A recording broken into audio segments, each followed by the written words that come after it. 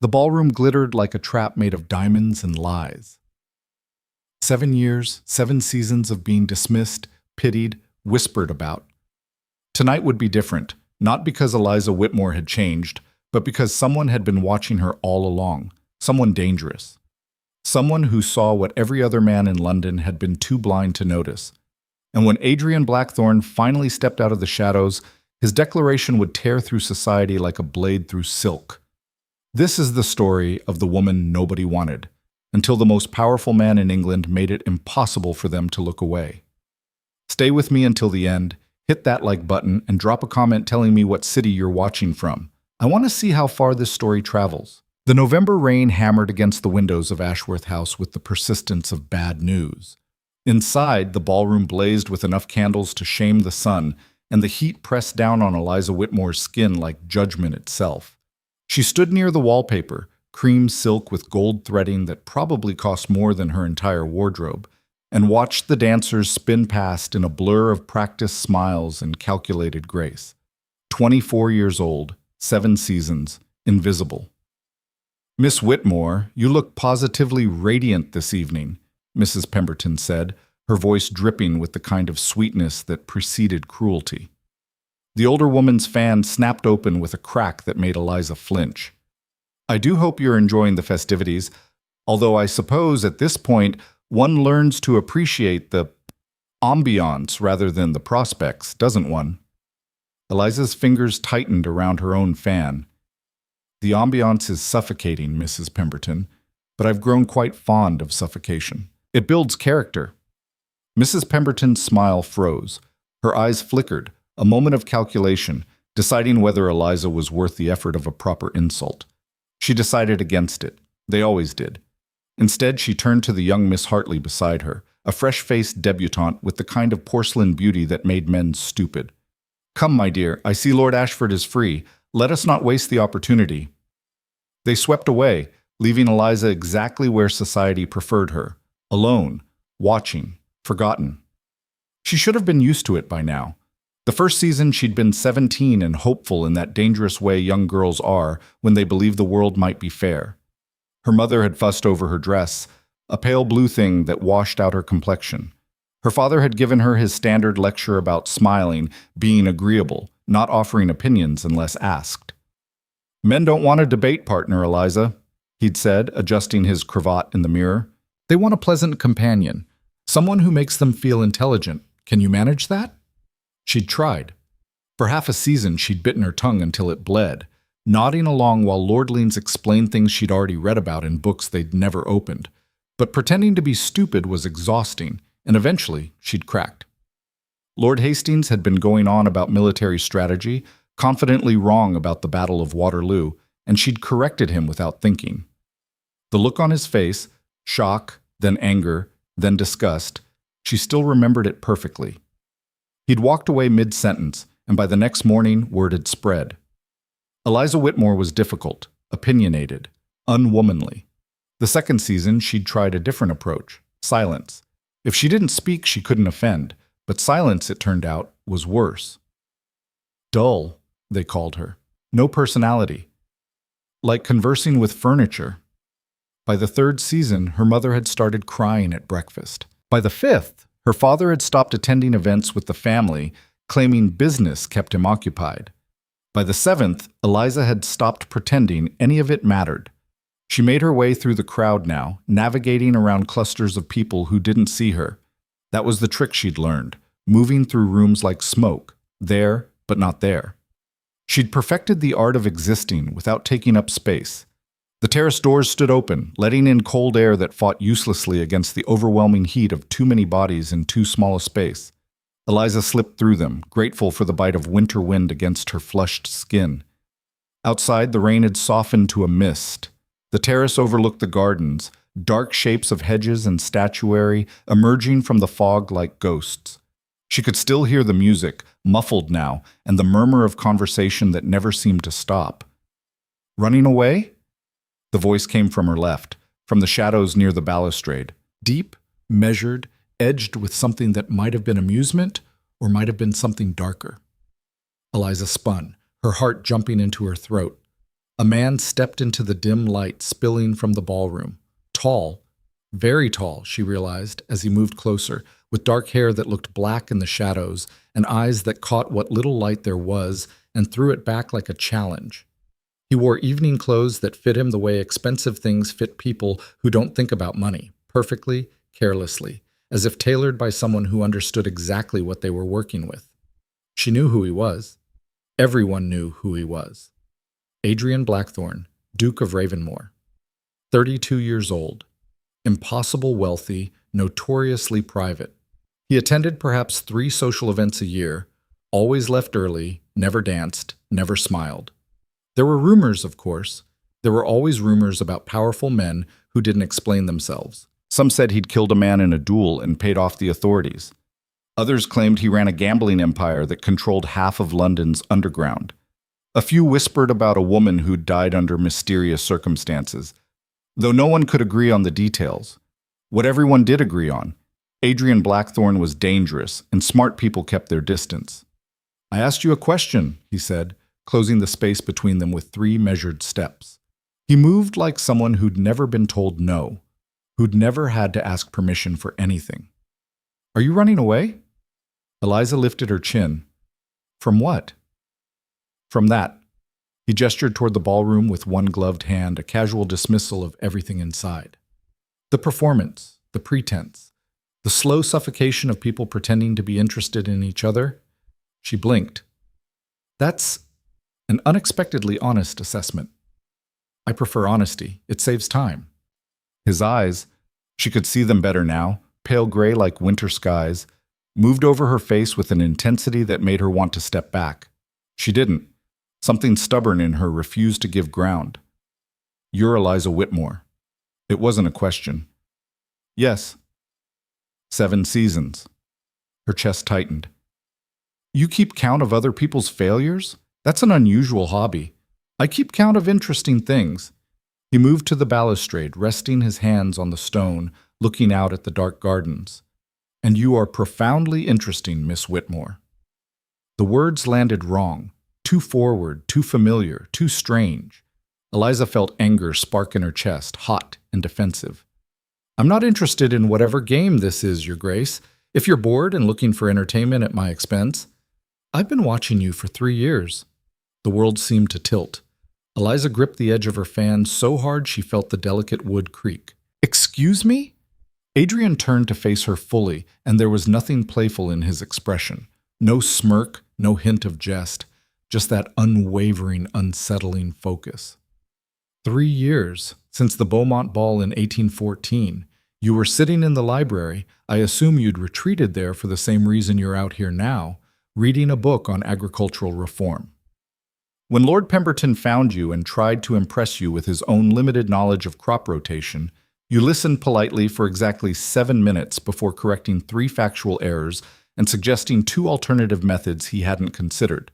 He called you unnaturally forward. You called him, and I quote, naturally ignorant. Eliza's mouth had gone dry. You were there?" "I was there. I've been at many places you've been, Miss Whitmore, not by accident." That's... She couldn't find the word. Disturbing, flattering, terrifying, all of them seemed inadequate. "Why?" "Because you're the only person in these rooms who seems to be awake." Adrian moved closer, and Eliza forced herself to hold her ground, even though every instinct screamed at her to step back, to run, to get away from this man who looked at her like he could see through skin and bone straight to the parts of herself she kept hidden. Everyone else is performing, playing their roles, reciting lines they've memorized. But you're fighting. Every season you come back and you fight against the thing that's trying to crush you into an acceptable shape, and every season you refuse to break. "I haven't refused to break," Eliza said, and heard her voice crack on the words. "I've just run out of pieces to lose." "No."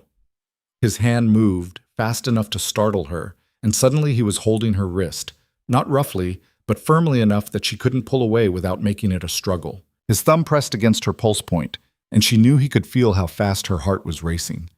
"You're intact, Miss Whitmore. Bruised, perhaps. Tired. Angry. But not broken. That's what they can't forgive, you see."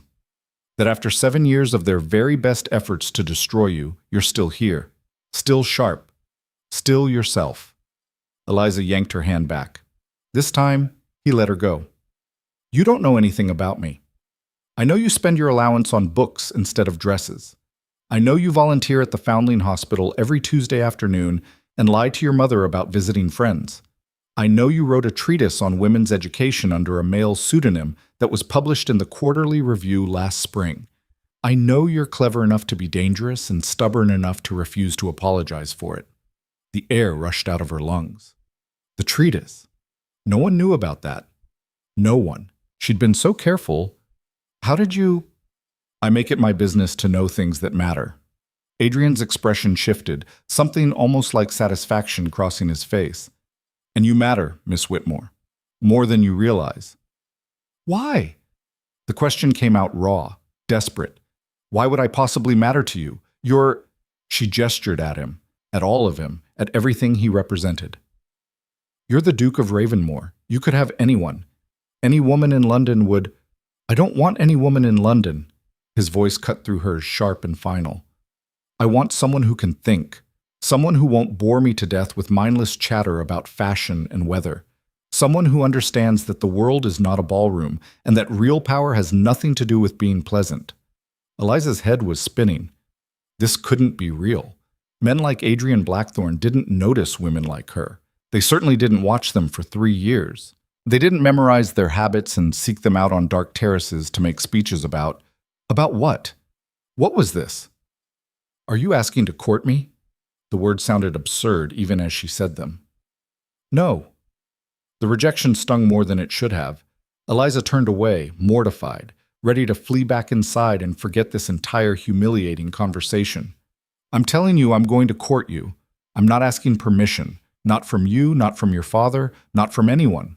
Starting tomorrow morning, I will make my intentions known to your family.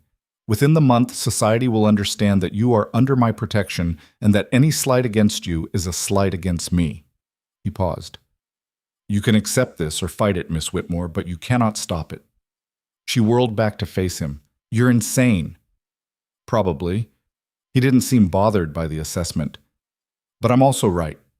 You've spent 7 years trying to survive in a world that wants you to disappear. I'm offering you a different option. And what option is that? Stop surviving. Start winning. The music from the ballroom swelled, some bright waltz that seemed to mock the dark intensity of the conversation happening just beyond the light. Eliza searched Adrian's face for any sign of deception, any hint that this was some elaborate cruelty. But there was nothing. Just that steady, unnerving certainty. I don't understand you, she said finally. You will. Adrian straightened, adjusting his gloves with casual precision. I'll call on your family tomorrow at 2. Wear something you feel powerful in, not something someone else told you was flattering. I don't have anything like that. Then wear what makes you feel like yourself. He moved past her, heading back toward the ballroom, then stopped. And Miss Whitmore? Stop hiding on terraces. If you're going to be a duchess, you'll need to learn to stand in the center of the room and let them all stare. Might as well start practicing. He disappeared inside before she could form a response, leaving her alone in the cold November night with 1,000 questions and no answers. Duchess. The word echoed in her mind like a bell she couldn't unring. The Whitmore family lived in a respectable townhouse in Mayfair. Not the best address, but not shameful either. Middle tier. Acceptable. The kind of place occupied by families who had enough money to maintain appearances but not enough to stop worrying about it. Eliza's father, Robert Whitmore, had made his fortune in shipping, which meant he'd spent the last 20 years trying to convince aristocratic society that trade was actually quite dignified when done properly. Her mother, Catherine, had been the daughter of a baronet who died in debt. The marriage had been practical on both sides. Money for status, status for money. Eliza had grown up watching her parents negotiate the careful dance of trying to belong somewhere they weren't entirely welcome. At breakfast the morning after the Ashworth ball, her mother was already orchestrating the day's damage control. We'll send flowers to Lady Pemberton, Catherine said, buttering her toast with sharp, anxious movements. And you'll call on the Hartley girls this afternoon. You barely spoke to anyone last night, Eliza. People will think you're sulking. I am sulking. Well, don't make it obvious. Her mother's voice had that high, strained quality it always got when discussing Eliza's social failures. Mrs. Pemberton mentioned seeing you on the terrace, alone. You know how that looks. I needed air. You needed to be inside being pleasant. That's what you needed. Catherine set down her knife with enough force to make the china rattle. 7 seasons, Eliza, 7. Your sister was married with a child by your age. My sister is also miserable, Eliza interrupted. Her husband barely speaks to her except to complain about dinner.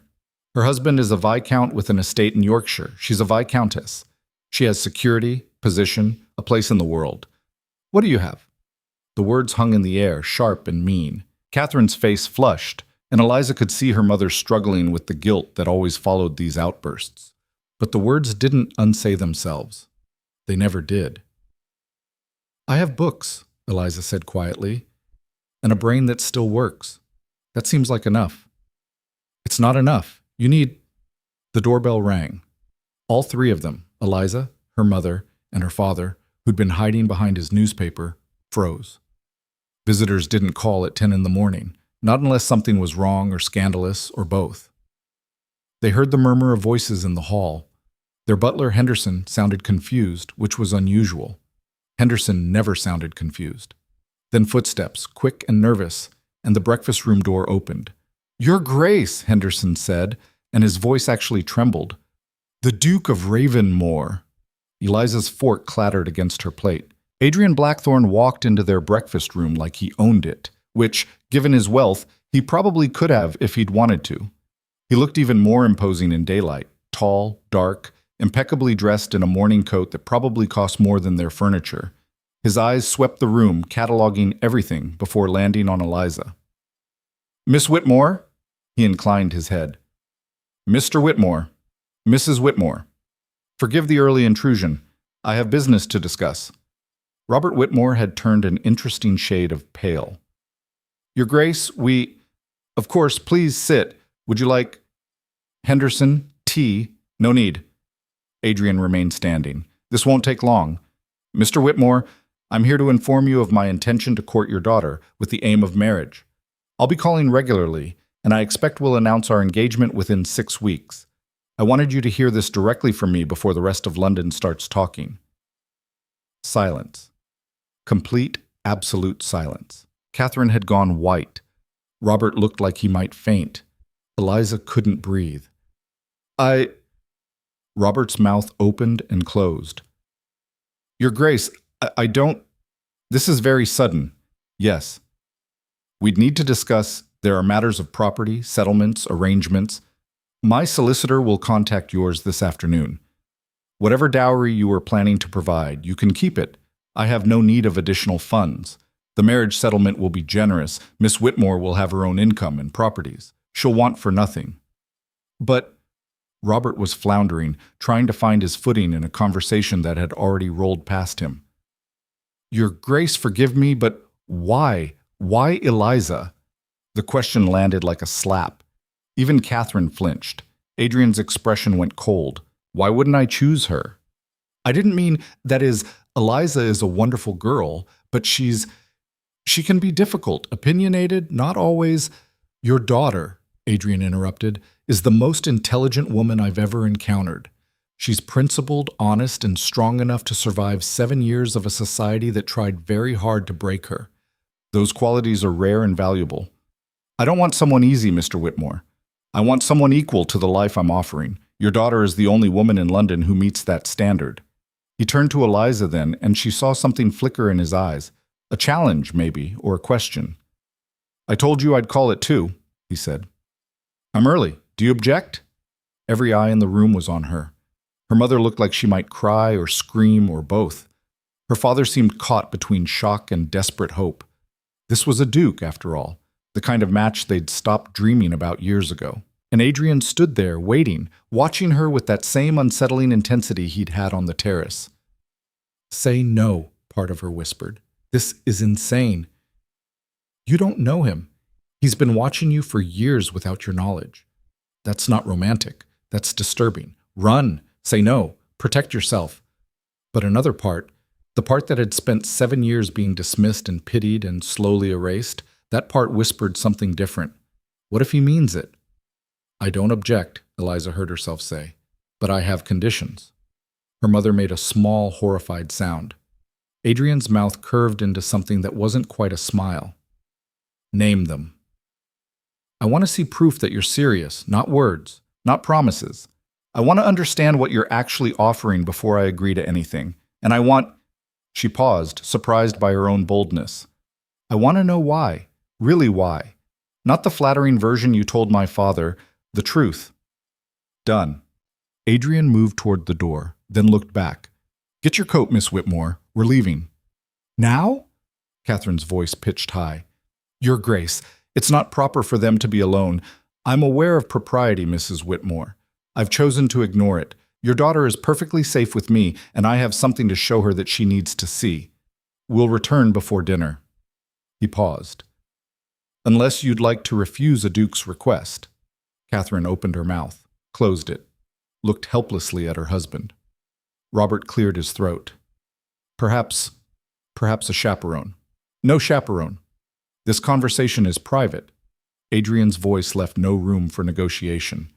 Miss Whitmore, your coat. Eliza stood on shaking legs. This was happening. This was actually happening. She walked past her stunned parents, grabbed her coat from the hall, and followed Adrian Blackthorne out the door and into a world that suddenly looked nothing like the one she'd woken up in.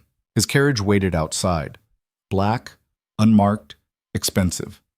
A driver sat rigid in the front, looking straight ahead, professionally oblivious.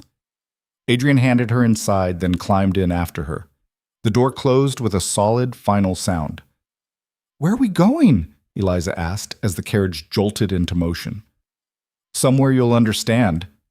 That's not an answer. No, Adrian agreed, but it's all you're getting until we arrive. They rode in silence through the streets of London.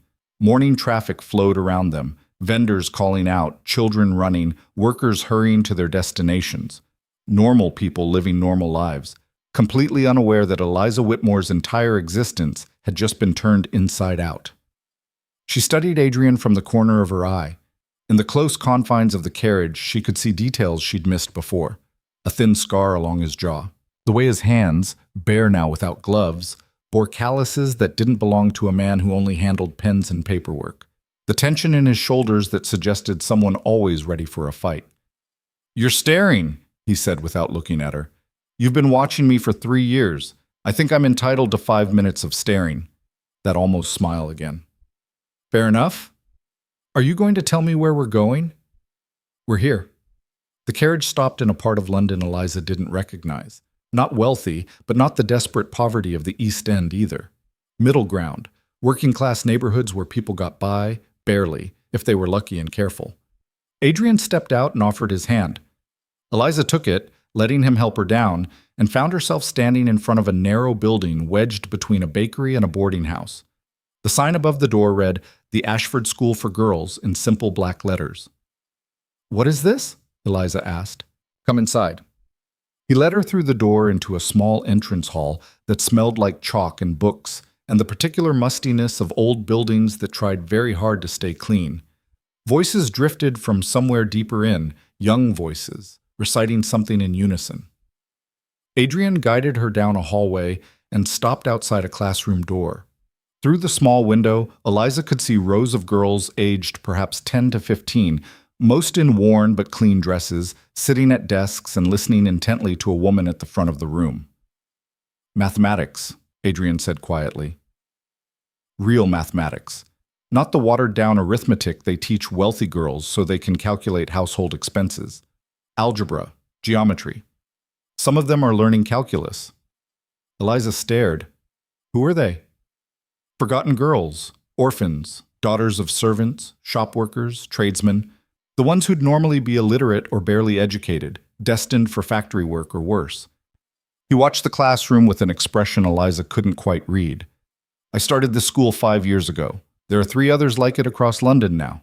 We teach reading, writing, mathematics, history, science, everything their brothers would learn if they were born into better circumstances. Why? Because intelligent women shouldn't be wasted. He looked at her then, and there was something raw in his face, something unguarded. My mother was brilliant. She spoke 4 languages, understood economics better than most men in parliament, could argue philosophy with anyone. And she died in childbirth at 23, married to a man who valued her only for producing an heir.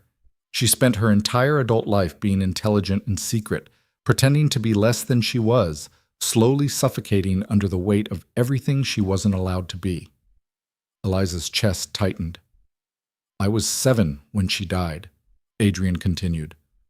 Old enough to understand what I'd lost, and every year after that, I watched society do the same thing to other women, crush them, diminish them, turn them into decorative objects. I watched intelligent girls become stupid wives because they had no other option, so I built another option. He gestured toward the classroom. These girls will leave here with educations that rival Oxford. Some will become teachers, others governesses. A few might even write, publish, create things under their own names. They'll have choices my mother never had. And you fund all of this? Yes. Why tell me? Why bring me here? Adrian turned to face her fully. Because you asked for the truth. This is who I am, Miss Whitmore. I'm not interested in an ornamental wife who smiles and nods and makes me look respectable. I'm interested in a partner who understands that the world is broken and needs fixing. Someone who's angry about the same things I am. Someone who won't flinch when the work gets difficult. And you think that's me? I know it is. I've watched you fight for 7 years. I've seen what you do when you think no one's paying attention. The work at the Foundling Hospital, the essay you wrote, the way you refuse to become smaller to make other people comfortable.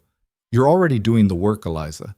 You're just doing it alone and in secret. I'm offering you the chance to do it openly, with resources and power and protection. Eliza's hands were shaking. She clasped them together, trying to think through the storm of emotions battering at her. This is a lot. Yes. I need time. I need to think. Take all the time you need, but while you're thinking, keep this in mind. Every day you waste being invisible is a day you could be changing things. Adrian stepped closer, his voice dropping to something softer, more dangerous. You're angry, Eliza. I can see it. You've been angry for years. The question is, what are you going to do with that anger? Keep swallowing it? Keep pretending it doesn't exist? Or use it? Build something with it. Burn down the rules that tried to destroy you. The classroom door opened and the teacher emerged, a woman perhaps 30, with kind eyes and ink-stained fingers. Your Grace, she said, clearly surprised. I didn't know you were visiting today. Miss Thornton, forgive the interruption. I wanted to show Miss Whitmore the school. Miss Thornton's eyes moved to Eliza, assessing, curious. Miss Whitmore, it's an honor. I read your essay in the Quarterly Review, the one about educational reform. It was brilliant. Eliza blinked. How did you know I wrote that? His Grace told me. He's quite proud of it, actually. Quotes it frequently in our staff meetings. Heat flooded Eliza's face. She looked at Adrian, who had the grace to appear slightly embarrassed. It was well written, he said, and correct. I don't see the point in false modesty. Miss Thornton smiled. Would you like a tour, Miss Whitmore?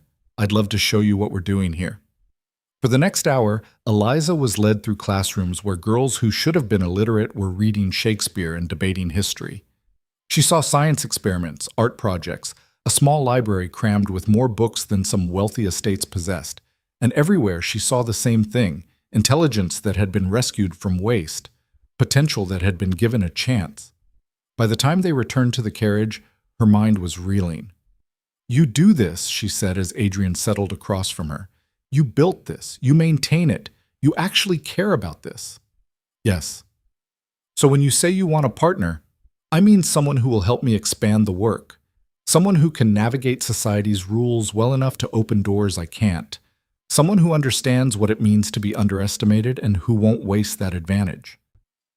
He leaned forward, elbows on his knees, bringing them close enough that Eliza could see the exact shade of gray in his eyes. I'm not offering you romance, Eliza. I'm not going to write you poetry or pretend this is some grand love story. What I'm offering is purpose, power, the chance to matter, to build something that outlasts us both. And if I say no, then you say no.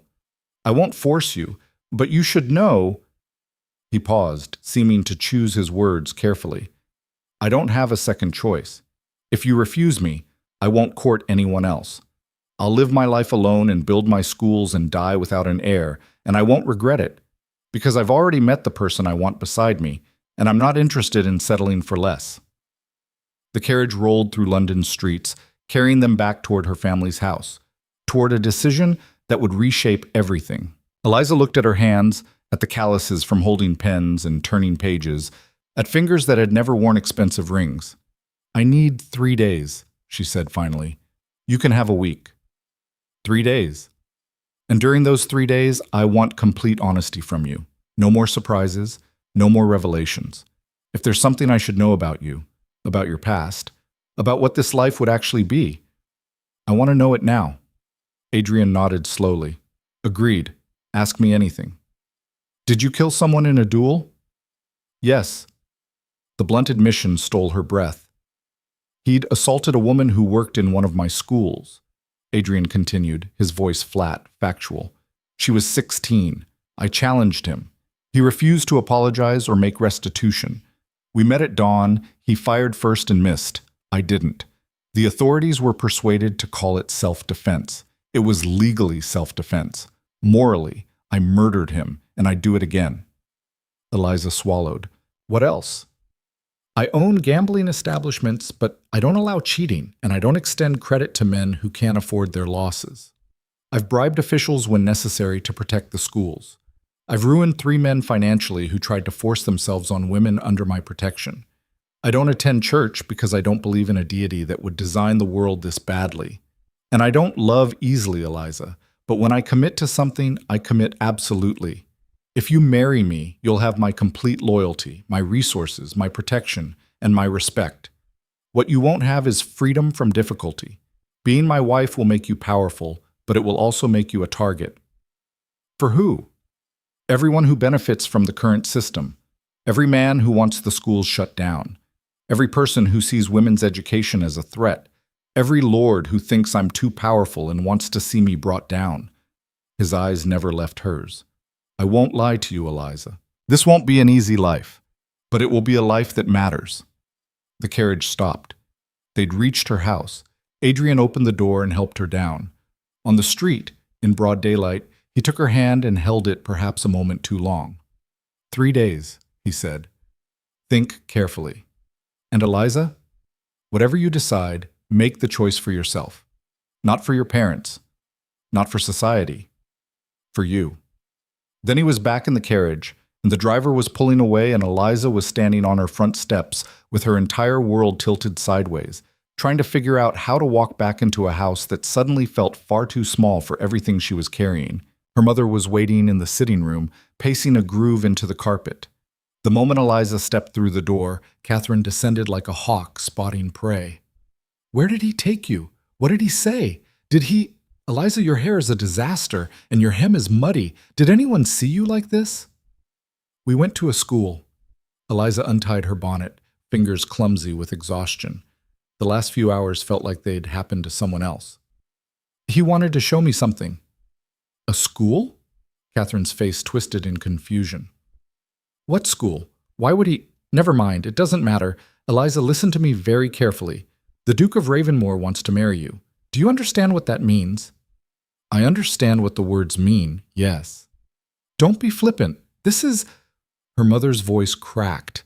She pressed trembling fingers to her lips, and when she spoke again, it was barely a whisper. This is everything. Everything we hoped for. Everything we stopped hoping for. You'll be a duchess. Our family will be connected to one of the most powerful men in England. Your father can finally— She stopped, seemed to catch herself. You have to say yes. He gave me 3 days to decide. 3 days? Why do you need 3 days? Eliza, girls dream their entire lives of a proposal like this. What is there to think about? Eliza looked at her mother, really looked at her.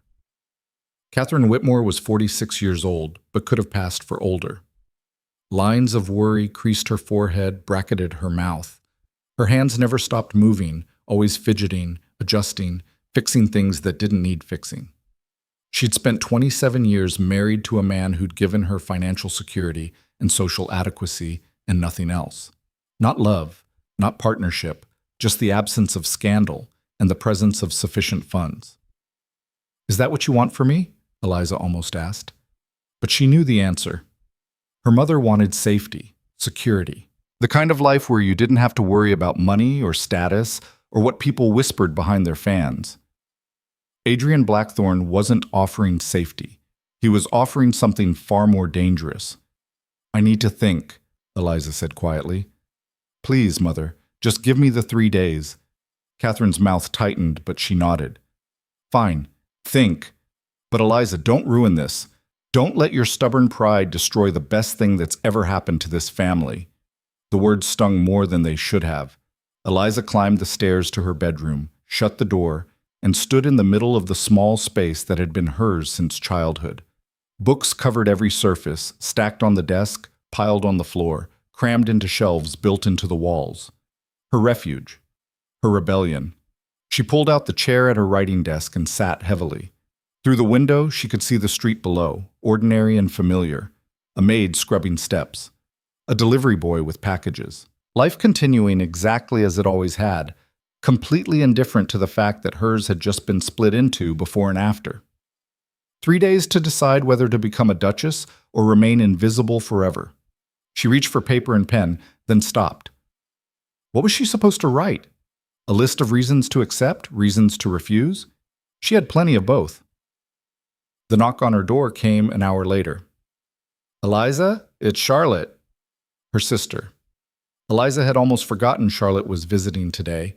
She came by every Thursday for tea, a ritual their mother insisted on maintaining to prove the family was close and harmonious. "Come in." Charlotte swept into the room in a cloud of expensive perfume and silk.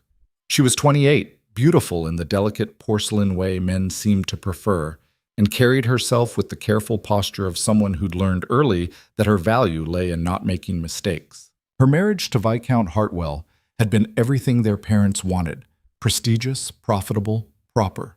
It had also made her quietly miserable for 6 years. "Mother told me," Charlotte said, closing the door behind her. "The Duke of Ravenmore. Eliza, I can barely breathe just thinking about it." "That makes 2 of us." Charlotte sat on the edge of the bed, arranging her skirts with automatic precision. "He's really going to court you? Openly? Mother said he came here this morning and announced it to Father like he was declaring war." "That's fairly accurate, yes." "And you're thinking about refusing?" Eliza turned to face her sister. "Should I not think about it?" "Charlotte, I don't know this man. Yes, he's powerful and wealthy, but he's also—" She struggled for words. "He's been watching me. For years. He knows things about me that I never told anyone. He killed a man in a duel. He runs secret schools and bribes officials and doesn't care what society thinks. That's not normal." "Normal?" Charlotte laughed, but there was no humor in it. "Eliza, do you want to know what normal looks like? My husband spoke to me exactly twice last week. Once to complain that dinner was late.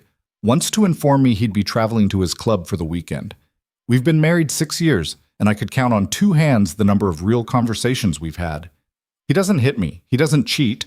Well, not that I can prove. He provides for me financially. That's normal. That's what a proper marriage looks like for people like us." The bitterness in her voice was startling. Charlotte never complained. She was the good daughter, the successful one, the example Eliza was supposed to follow. "I didn't know it was that bad," Eliza said softly. "It's not bad. That's the problem. It's not anything. It's just empty. Pleasant and empty, and so suffocatingly dull I sometimes want to scream just to hear a sound that matters." Charlotte twisted her wedding ring around her finger, a nervous habit. "When I heard about the Duke, I don't even know what I felt. Jealous? Terrified for you? Both? Because yes, he sounds dangerous. Yes, this is all very strange and probably unwise. But Eliza, he sees you. That's what Mother said. He actually sees you, notices you, chose you specifically because of who you are. Do you understand how rare that is? He chose me because I'm useful to him, because I can help with his schools and navigate society and so what? Charlotte leaned forward, intensity replacing her usual careful composure. So what if you're useful? At least he wants you for something real, something that matters. My husband wanted me because I was pretty and came with an acceptable dowry and wouldn't cause problems. I'm decorative furniture, Eliza. Very expensive, very well-maintained furniture. Is that really preferable to being chosen for your mind? Eliza had no answer for that. Charlotte stood, smoothing her skirts. I should go. Mother will want help planning how to properly announce the courtship. But Eliza, if you refuse him, make sure it's for the right reasons. Not because you're scared, not because it's strange. Refuse him if you truly don't want the life he's offering. But if you're even slightly curious, if there's any part of you that wants to see what it would be like to actually matter. She paused at the door. Don't let fear make you small. You've spent 7 years being small. Maybe it's time to try something else. After Charlotte left, Eliza sat in the growing darkness, thinking about furniture and schools and the weight of being seen. The next morning she received a letter. It arrived with breakfast, delivered by a footman in unfamiliar livery. Adrian's footman, she realized. Her mother nearly choked on her tea when she recognized the Ravenmore seal. Open it, Catherine demanded. What does it say? Eliza broke the seal with shaking fingers. Inside, Adrian's handwriting was surprisingly elegant, the letters precise and controlled. Miss Whitmore, you said you wanted honesty. I'm enclosing a list of names. These are people who hate me, who would see my work destroyed if they could manage it. If you marry me, they'll hate you too. You should know what you're walking into. Also enclosed. Financial documents showing exactly how much I've spent on the schools over the past 5 years, and projections for expansion. You strike me as someone who appreciates data. I'll call tomorrow at 2 unless you send word otherwise. A. Blackthorne. The list was long. 3 pages of names. Lords, politicians, wealthy merchants. Next to each name, Adrian had written brief notes explaining why they opposed him. Voted against education reform. Profits from child labor in factories. Believes women's literacy is dangerous.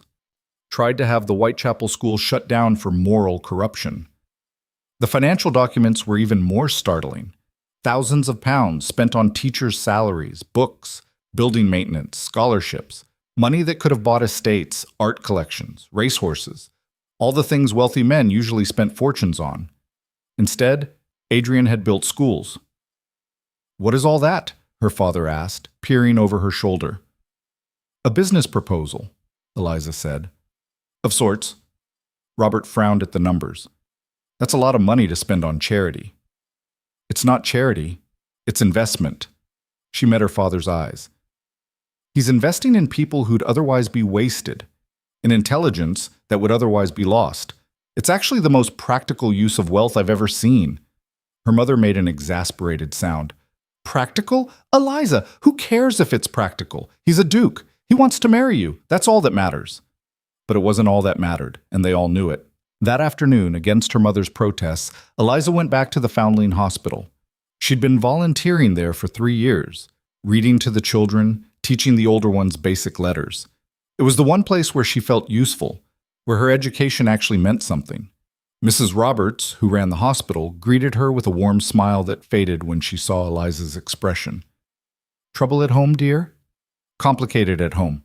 Eliza set down her bag. Mrs. Roberts, can I ask you something? If someone offered you a chance to do real good in the world, but it came with significant risks, danger even, would you take it? The older woman considered this while pouring tea. Depends on the good and the risk, I suppose, and whether I could live with myself if I refused. What if you weren't sure you could live with yourself either way? Then you're asking the wrong question. Mrs. Roberts handed her a cup. The question isn't what you can live with. It's what you can't live without. What would you regret more, trying and failing, or never trying at all? Before Eliza could answer, one of the children ran in, a girl of maybe 9 named Mary, sharp-eyed and clever despite her circumstances. Miss Whitmore, you came. I finished the book you gave me. Can I have another? Eliza spent the next 2 hours with the children, reading stories and answering questions that ranged from, why is the sky blue, to will I ever get to go to a real school? That second question from Mary hit harder than it should have.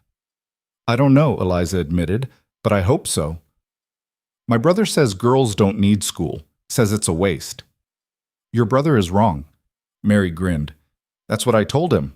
He didn't like it much. Walking home as the sun set, Eliza thought about Mary and all the girls like her, bright, curious, destined for lives that would never let them be either. Adrian's schools could save some of them. With more resources, they could save more. If you marry me, you'll have power, he'd said. Resources. The ability to build something that matters. The question was whether she was brave enough to take it. The second day of her 3-day deadline, Adrian sent another letter. This one contained a single sentence. The Pemberton ball is tonight. I'll be there. Will you? Of course you'll go, her mother said, already calling for the maid to prepare Eliza's dress. This is your chance to be seen with him publicly, to make people understand this is real. What if I'm not ready? Ready for what? Eliza, you've been ready for this your entire life. You just didn't know you were waiting for the right person. The ball was at the Pemberton estate, one of the largest homes in London. Eliza arrived with her parents, acutely aware of the stares that followed them. News traveled fast in society. Everyone already knew the Duke of Ravenmore had declared his intention to court the Whitmore girl, the forgotten one, the difficult one, the spinster who'd wasted 7 seasons. The whispers started immediately. Can you imagine? Him and her? Perhaps he's gone mad. I heard his mother died quite young, madness in the bloodline. She must have done something, trapped him somehow. Poor man doesn't know what he's gotten himself into. Eliza's hands clenched around her fan hard enough to hurt. 7 years of this. 7 years of being the joke, the cautionary tale, the girl who couldn't manage what every other girl made look easy. And then Adrian was there. He cut through the crowd like a ship through water, people parting for him automatically, and stopped directly in front of her. In the candlelight, he looked almost severe, dark coat, darker eyes, an expression that dared anyone to comment. Miss Whitmore. He bowed, precise and correct. Would you honor me with a dance? The room went silent. Completely, utterly silent. Dancing with someone at a ball wasn't unusual, but the way he'd asked, the formality, the public nature of it, the fact that he'd ignored every other woman in the room to go straight to her, it was a declaration, a claim. Eliza's mother was making frantic gesturing motions that clearly meant say yes, for the love of everything, say yes. I'd be delighted, Your Grace. His hand was warm through her glove as he led her to the floor. The orchestra, sensing the moment's importance, immediately struck up a waltz. Around them, other couples joined, but Eliza barely noticed. All her attention was focused on not tripping, not making a fool of herself, not ruining this moment that felt far too significant for her to properly handle. Breathe, Adrian murmured. You look like you're facing a firing squad. I might prefer a firing squad. At least bullets are straightforward. He smiled, actually smiled, not that half curve, but a real expression of amusement. You're doing fine. I'm a terrible dancer. I always have been. My instructor gave up on me after the 3rd season. I don't care if you step on my feet. I didn't ask you to dance because I wanted technical precision. His hand tightened slightly on her waist, steadying her as she stumbled. I asked you to dance because everyone in this room is going to understand right now that you belong to me. That anyone who insults you insults me. That the woman they've spent 7 years dismissing is about to become the most powerful duchess in England. I haven't said yes yet. I know, but you will. The certainty in his voice should have annoyed her. Instead, it sent something warm and dangerous spiraling through her chest. They danced 3 waltzes in a row, an absolutely scandalous breach of etiquette. By the 3rd dance, the whispers had reached a roar. Eliza could feel eyes on her back like physical weight, could practically hear the gossip being sharpened into weapons. They hate this, she said quietly. Yes. They'll make my life difficult. They'll try. Adrian guided her through a turn, smooth and controlled. But they'll fail. Because you're not alone anymore, Eliza. That's what you need to understand. You've spent 7 years fighting by yourself. If you marry me, you'll have armies. The music ended. Adrian escorted her to the edge of the floor, then did something completely unexpected. He didn't leave. He stayed beside her, a silent, imposing presence that made it impossible for anyone to approach with casual cruelty. Lady Pemberton drifted over, her smile tight and false. "Your Grace, how delightful to see you. We so rarely have the pleasure of your company." "Lady Pemberton." Adrian's tone could have frozen wine. "Lovely party. Though I notice your guest list includes Lord Ashford, who I believe still owes you £3,000 from that unfortunate gambling incident last year." Bold choice. Lady Pemberton's face went white. That's a private matter." "Nothing's private if you know where to look." He smiled, all teeth. "Enjoy your evening." She fled. Actually fled, disappearing into the crowd like she'd been scalded. Eliza stared at him. "Did you just establish that I will destroy anyone who makes you uncomfortable?" "Yes." He glanced down at her, expression mild. "I told you. You marry me, you get my protection. All of it. The gentle parts and the ruthless ones." The rest of the evening passed in a blur. Adrian stayed beside her, his presence a wall between Eliza and the society that had spent years trying to erase her. People who'd never spoken to her before suddenly wanted to make conversation. Mothers with eligible daughters looked ill. The men who'd dismissed her for 7 years now couldn't stop staring.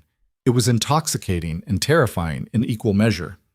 When the ball finally ended and Adrian escorted her to her family's carriage, he caught her hand before she could climb inside. "Tomorrow," he said. "Final day. I'll call it 2. "I know. Have you decided?" Eliza looked up at him, this strange, dangerous man who'd somehow seen her when no one else had. "Almost. What's left to decide?" "Whether I'm brave enough."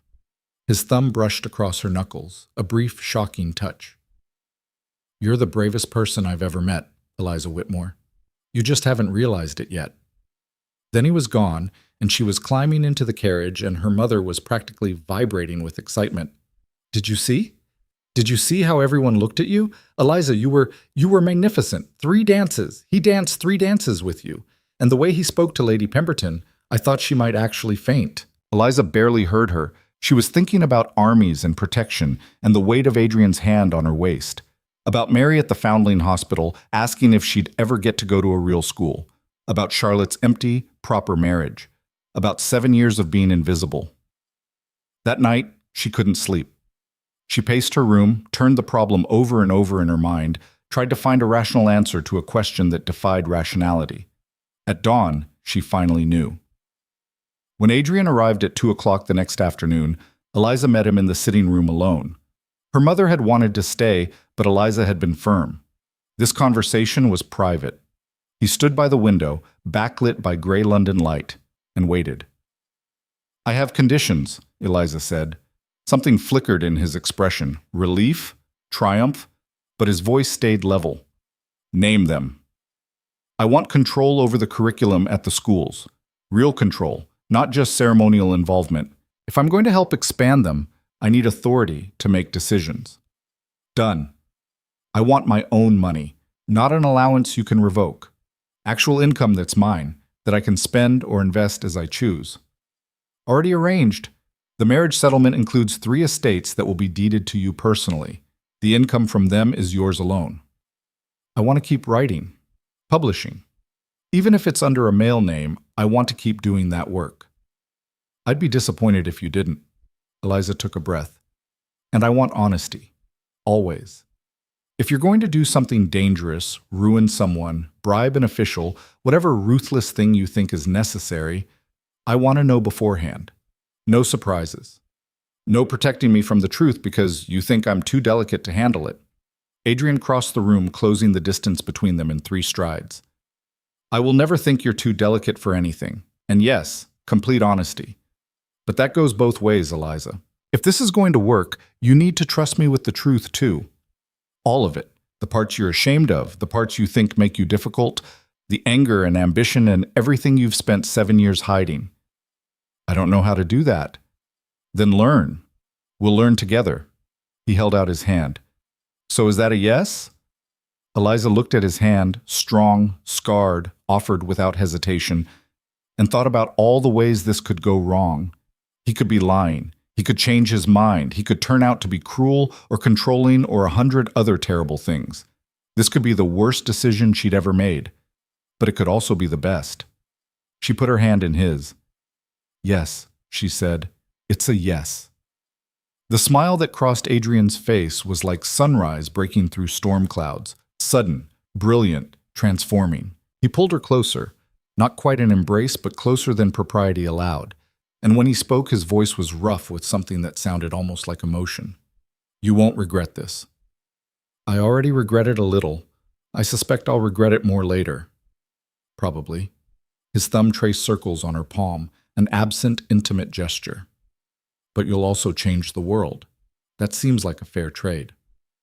Before Eliza could respond, before she could fully process what she'd just agreed to, the sitting room door burst open. Her mother stood there, eyes wide, clearly having been listening at the keyhole. "She said yes? Eliza, you said yes?" "I said yes." Catherine burst into tears, actual tears streaming down her face, and then she was hugging Eliza so tightly it hurt, laughing and crying at the same time. "My girl, my brilliant, stubborn, impossible girl, you're going to be a duchess." Over her mother's shoulder, Eliza met Adrian's eyes. He was watching her with that intense focus that still made her nervous, but there was something else there too, something that looked almost like pride. "When?" her mother demanded, pulling back to look at Adrian. "When will you announce it formally? We need to plan. There's so much to do." 2 weeks, Adrian said calmly. "I'll announce the engagement at the Beaumont Ball. That gives you time to prepare, and it gives London time to adjust to the idea." 2 weeks? Catherine looked faint. We can't possibly." "You'll manage." He turned back to Eliza. "And in the meantime, Miss Whitmore and I have work to do. I'd like her to visit the schools, meet the teachers, start understanding how everything operates. With your permission, Mr. Whitmore, I'll be calling on your daughter daily." Her father, who'd been standing in the doorway looking dazed, just nodded. Adrian bowed, proper and formal, but his eyes stayed on Eliza. "Until tomorrow, then." After he left, Eliza stood in the center of the sitting room while her mother planned and her father celebrated, and Charlotte, who'd arrived at some point during the chaos, hugged her and whispered, "You're either very brave or completely insane, possibly both." "Definitely both," Eliza agreed. That night, alone in her room, she pulled out the letter Adrian had sent, the one with the list of enemies. She read through the names again, memorizing them, understanding exactly what she'd signed up for. Tomorrow, she'd start becoming a duchess. Tonight, she was still Eliza Whitmore, the girl nobody wanted. But the girl nobody wanted had just made a choice that would reshape everything.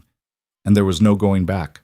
The next morning arrived with rain and a letter from Adrian that contained no pleasantries, just an address in Whitechapel and a time, 9 o'clock. Eliza's mother nearly had an apoplexy when she saw where the carriage was headed. "Whitechapel? Eliza, you can't go there. It's not safe. It's not proper." "The Duke requested it." Eliza pulled on her plainest gloves, the ones without any embroidery. "I'm going." "Then take a footman. Take 2 footmen. I'll be with Adrian. I'll be fine." The name slipped out without thinking. Adrian, not your Grace or the Duke. Her mother's eyes went wide, but she didn't correct it. They'd be married in a matter of weeks. The formality was already dissolving whether Eliza was ready for it or not. The Whitechapel School occupied a narrow building wedged between a butcher shop and a lodging house that looked one strong wind away from collapse. The street smelled like poverty. Unwashed bodies, rotting garbage, smoke from cheap coal. Children ran barefoot despite the cold, their clothes more patches than original fabric. Adrian was waiting outside, dressed in plain dark wool that wouldn't draw attention. When he saw her, something in his expression shifted. Approval, maybe, that she'd actually come. "This is the hardest one," he said without preamble. "The girls here are the ones who'd otherwise be on the streets by 12, dead by 15. Prostitution, factory work that mangles hands, marriages to men twice their age who'll beat them. This school is the only alternative most of them have." "How many?" 43 right now. We could handle 60 if we had more teachers." He opened the door. "They're going to stare at you. Most of them have never seen a woman in clean clothes who wasn't a customer or a madam. Don't flinch. They'll read it as pity or disgust, and we'll lose them." Inside, the building was cleaner than Eliza expected, but still grim. Bare floors, walls that needed paint, windows that let in drafts. But there were books, shelves of them, and slates for writing, and a chalkboard covered in mathematical equations that would have challenged most grown men. The girls looked up as they entered, ages ranging from maybe 8 to 16, all wearing the same wary, guarded expressions. These were children who'd learned early that adults were dangerous, that trust was stupid, that survival meant staying sharp. A woman at the front of the room, mid-30s, severe face, ink stains on her fingers, nodded to Adrian. "Your Grace, we weren't expecting you today." "Miss Chen, this is Eliza Whitmore, my fiancée. She'll be working with the schools." The announcement rippled through the room. The girl's eyes moved to Eliza, assessing, calculating. One near the back whispered something to her neighbor that made them both smirk. Miss Chen's expression didn't change. "Miss Whitmore, welcome. We're in the middle of geometry. Would you like to observe, or I'd like to help, if you'll let me?" That got a reaction. Miss Chen's eyebrows rose fractionally. "You know geometry? Enough to muddle through. Then take the left side. Those 6 are struggling with proofs." For the next 2 hours, Eliza worked with girls who were brilliant and angry and so hungry for knowledge it hurt to watch. They asked questions that showed they'd been thinking about concepts for days, turning them over in their minds between whatever other horrors filled their lives. One girl, maybe 14, with a scar across her cheek, solved a proof Eliza had been struggling with and looked up with an expression of pure, defiant pride. "That right?" "That's perfect. Where did you learn to think like that?" The girl shrugged. "Dunno, just makes sense, I guess." "What's your name?" "Rose." A pause. "Just Rose. Don't got a family name." Eliza's chest tightened. "Well, just Rose, you're better at this than half the boys at Oxford." Rose's face did something complicated, pleasure and suspicion fighting for dominance. "You making fun?" "No, I'm telling you the truth. You're brilliant, Rose. Don't let anyone convince you otherwise." After the lesson, Miss Chen pulled Eliza aside while Adrian spoke with the girls about their week. "You did well," Miss Chen said. "They're not easy on new teachers. Usually test them, push back, see if they'll crack. But you didn't condescend, and you didn't pretend the problems were simple when they weren't. They respected that." "How did you end up here?" Eliza asked. "Teaching, I mean." "His Grace found me in a workhouse 6 years ago. I'd been teaching myself to read from newspapers people threw away, and he saw me working through a calculation someone had written on a wall. He asked if I wanted a better option." Miss Chen's expression softened fractionally. "I was 27. Everyone said I was too old to learn properly, too damaged from the workhouse to ever be respectable. He didn't care about any of that, just asked if I could think and if I wanted to teach. So here I am." "Do you like it?" "Like, doesn't really cover it. This work is—" She paused, searching for words. "It's the first time my life has meant something beyond just surviving. These girls, they're going to change things. Maybe not the whole world, but their worlds. Their children's worlds. That matters more than I can explain." Adrian appeared at Eliza's elbow. "We need to go. I want to show you the other schools before dark." They visited 3 more that day, each one different, one in a converted warehouse, another in the basement of a church, whose priest had been sympathetic to the cause, the last in a row house that looked abandoned from the outside but was packed with students inside. At each stop, Eliza saw the same thing: intelligence being rescued from waste, potential being given a fighting chance. By the time they returned to Adrian's carriage, exhaustion had settled into her bones. But it was the good kind, the kind that came from doing something that mattered. "What did you think?" Adrian asked as the carriage pulled into traffic. "I think you've built something extraordinary. I think those girls are going to do things that terrify half of London. And I think—" She stopped, surprised by the emotion catching in her throat. "I think I want to be part of it so badly it actually hurts." He was quiet for a moment. When he spoke, his voice was rough. "You are part of it now. Officially. The teachers know, the girls know. There's no backing out, Eliza. You're in this. Good." The carriage rattled over cobblestones, carrying them back toward Mayfair, toward the world where women like Eliza were supposed to care about dresses and gossip, and nothing of consequence. The contrast felt obscene. "I need to tell you something," Adrian said suddenly. "About the Beaumont ball, the formal announcement." "What about it?" "It's not just an engagement party, it's a battlefield." He turned to face her fully. "Every person on that list I sent you, all my enemies, they'll be there. And they're going to come after you, Eliza. Not directly, they're too smart for that. But they'll whisper, they'll insinuate, they'll make it known that you're unsuitable, inappropriate, that I've made a terrible mistake. They'll try to break you publicly before we're even married." "Why are you telling me this?" "Because you need to be ready. Because standing beside me at that ball means standing in the center of a room full of people who want to see you destroyed. And because—" he hesitated, which was unusual for him. "Because I need to know you can handle it. I believe you can. But I need you to believe it too." Eliza thought about the girls at the Whitechapel school, about Rose with her scar and her brilliant mind, about 7 years of being dismissed and surviving it, about everything she'd already endured just to make it this far. "I can handle it," she said. "I'm not fragile, Adrian. I'm angry. There's a difference." The smile that crossed his face was fierce and approving. "Yes, there is." The week before the Beaumont ball passed in a blur of preparations that felt simultaneously crucial and completely pointless. Dressmakers came and went. Her mother debated color choices with an intensity usually reserved for military strategy. Charlotte visited daily, offering advice on how to stand, how to smile, how to deflect insults without appearing rattled. "The trick is to look bored," Charlotte explained, demonstrating an expression of supreme disinterest. "When someone says something cutting, you respond as if they've just commented on the weather. Polite acknowledgement, zero emotion. It makes them look desperate, and you look unshakable." "I'm not sure I can pull that off." "You can. You've survived 7 seasons of people being terrible to you. This is just more of the same, except now you have power they don't. Use it." Adrian called every day, always with some excuse, showing her financial records, introducing her to his solicitor, discussing expansion plans for the schools. But Eliza had started to notice that the visits always included something else, too. Small things. A book he thought she'd like. Questions about what she was reading. Conversations that stretched past business into territory that felt dangerously close to actual connection. One afternoon, 4 days before the ball, he found her in her father's study, surrounded by papers.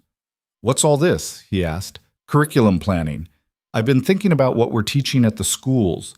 Mathematics and reading are crucial, but we should add more. History, philosophy, science, things that teach them to question the world, not just survive in it." Adrian picked up one of her sketches, a rough outline for a literature course. "This is ambitious." "Is that a problem?" "No, it's perfect." He set the paper down carefully. "But it's going to make people even angrier. Teaching poor girls to read is one thing. Teaching them to think critically about power and society and injustice, that's dangerous." "Good. Let it be dangerous." He looked at her for a long moment, something unreadable in his expression. Then unexpectedly, he laughed. A real laugh, surprised and genuine. "What?" Eliza demanded. "Nothing. Just, I chose well, that's all."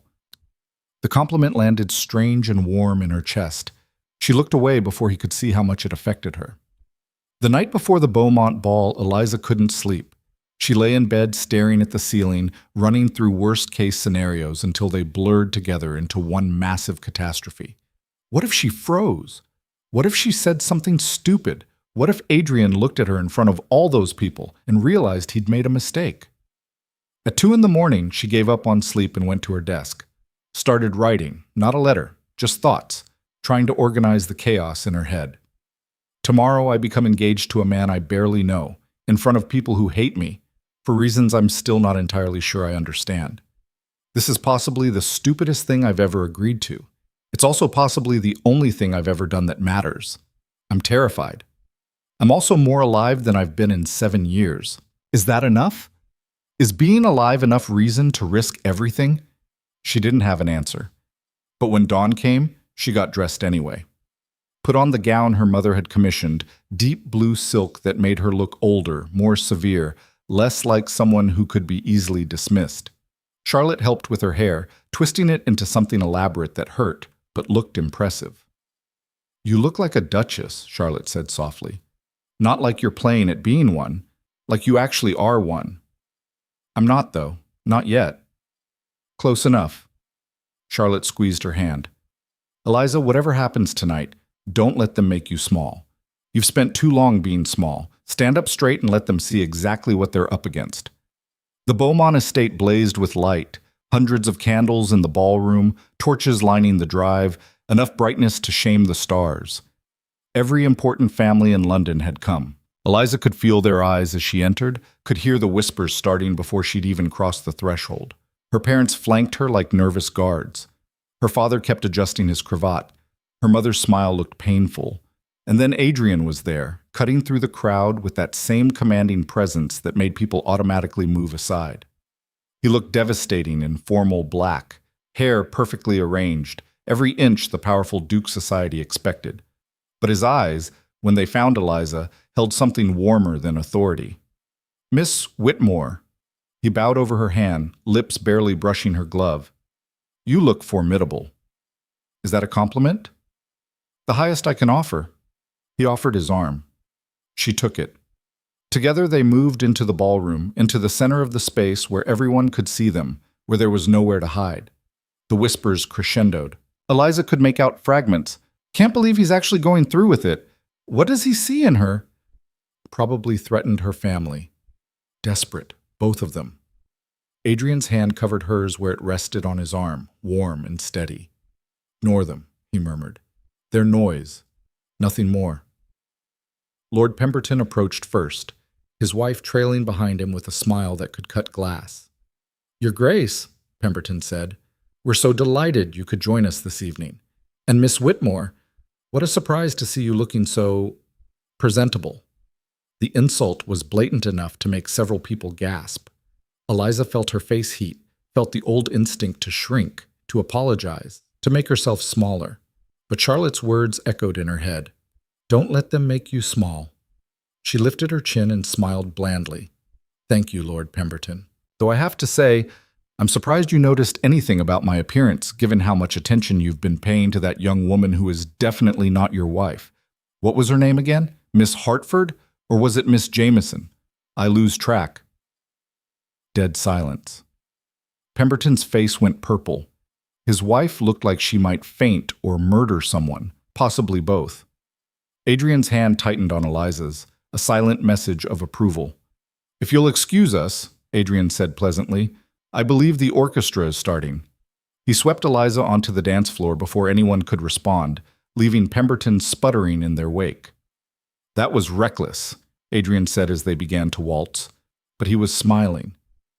You said I needed to be ready for battle. I'm ready. Apparently. They danced in silence for a moment. Around them, other couples joined, the floor filling with swirling silk and calculated grace. But Eliza barely noticed. All her attention was focused on not tripping, on keeping her spine straight, on remembering that she belonged here just as much as anyone else. They're all watching, she said quietly. Good. Let them watch. Let them see exactly who you are and understand that this is happening whether they like it or not. The dance ended. Adrian led her to the edge of the floor where a small raised platform had been set up. A podium. Eliza's stomach dropped. What? The announcement, Adrian said. It's time. He stepped up onto the platform. The room quieted, conversation dying as people turned to face him. Eliza stood at the base, acutely aware of every eye on her, every whisper held in check only by the presence of the Duke. Thank you all for coming, Adrian began, his voice carrying easily across the ballroom. As many of you have already heard, I'm here tonight to make a formal announcement. I've asked Miss Eliza Whitmore to be my wife, and she has accepted. We'll marry in 6 weeks at Ravenmore Chapel, and I expect you'll all behave appropriately when addressing my future Duchess. The last part held an edge of warning that made several people shift uncomfortably. Before anyone could respond, a voice cut through from the back of the room. How touching, though I have to wonder, does Miss Whitmore know what she's getting herself into? Eliza turned. A man was pushing his way through the crowd, late 50s, expensively dressed, with the kind of face that suggested a life spent getting exactly what he wanted. She recognized him from Adrian's list. Lord Ashford. Profits from child labor in factories. Opposed education reform. Dangerous. Adrian's expression went cold. Lord Ashford, I don't recall inviting you. Lady Beaumont was kind enough to extend an invitation. We're old friends, aren't we, Margaret? He smiled at their hostess, who looked like she wanted to disappear into the floor. Say it correctly, Ashford. I killed a man who violently assaulted a child and showed no remorse. If you want to condemn me for that, do so openly. Let everyone hear you defending a rapist. The temperature in the room plummeted. Several women looked sick. Men shifted, uncomfortable with the bluntness, with having to acknowledge something society usually wrapped in polite euphemisms. Ashford recovered quickly. How convenient. Hiding behind moral outrage when the truth is you simply enjoy power, enjoy controlling people. How long before Miss Whitmore discovers that? How long before she realizes she's married a tyrant who'll crush anyone who opposes him? Is there a question in this speech? Adrian asked, or are you just performing? My question is whether Miss Whitmore understands what she's agreeing to, whether she knows that marrying you means becoming complicit in your crusade against tradition, against the natural order, against everything that keeps society functioning. Ashford turned to Eliza directly. Miss Whitmore, do you truly want to spend your life watching your husband waste his fortune on ungrateful girls who'll never appreciate what they're given? Do you want to be hated by everyone who matters? Because that's what this marriage means. You'll be an outcast, a pariah. All for what? Some misguided notion of charity? Every eye in the ballroom fixed on Eliza. This was the moment, the test. She could back down, make some polite noises, try to smooth things over. Or she could fight. She thought about Rose working through geometric proofs with a scarred face and brilliant mind, about Miss Chen rescued from a workhouse and turned into a teacher, about 43 girls in Whitechapel who'd otherwise be dead or broken by 15. Eliza stepped forward, moving to stand beside Adrian on the platform. Her heart hammered against her ribs, but her voice came out steady. Lord Ashford, you asked if I understand what I'm agreeing to. I do, completely. I'm agreeing to marry a man who believes intelligent women shouldn't be wasted, who thinks education matters more than profit, who built schools instead of buying racehorses or art collections or any of the other pointless things wealthy men usually spend money on. You call it a crusade against tradition. I call it basic human decency. Ashford's eyes narrowed. How noble. And what will you do, Miss Whitmore, when society turns against you, when invitations stop coming, when your name becomes a joke? My name has been a joke for 7 years, Lord Ashford. I'm quite used to it. The difference is now I'm a joke with purpose, with power, with the ability to actually change things instead of just surviving them. She paused, letting the words land. You asked if I want to be hated by everyone who matters, but you're wrong about who matters. Those girls in the schools, they matter. The women who'll be able to read and think and choose their own lives, they matter. You, Lord Ashford? Men like you who profit from keeping people ignorant and powerless? You don't matter at all. Not to me. Not anymore. The silence that followed was absolute. You could have heard a pin drop in the massive ballroom. Then someone started clapping. Slowly at first, then louder. Eliza looked over and saw a young woman, one of the debutantes, barely 18, applauding with defiant energy. Others joined her, not everyone, not even most of the room. But enough to make it clear that Ashford had lost this particular battle. Ashford's face twisted with rage. You'll regret this, he hissed. Both of you. I'll make sure those schools are shut down. I'll have every property you own investigated. I'll destroy everything you've built. You can try. Adrian's voice was soft, dangerous.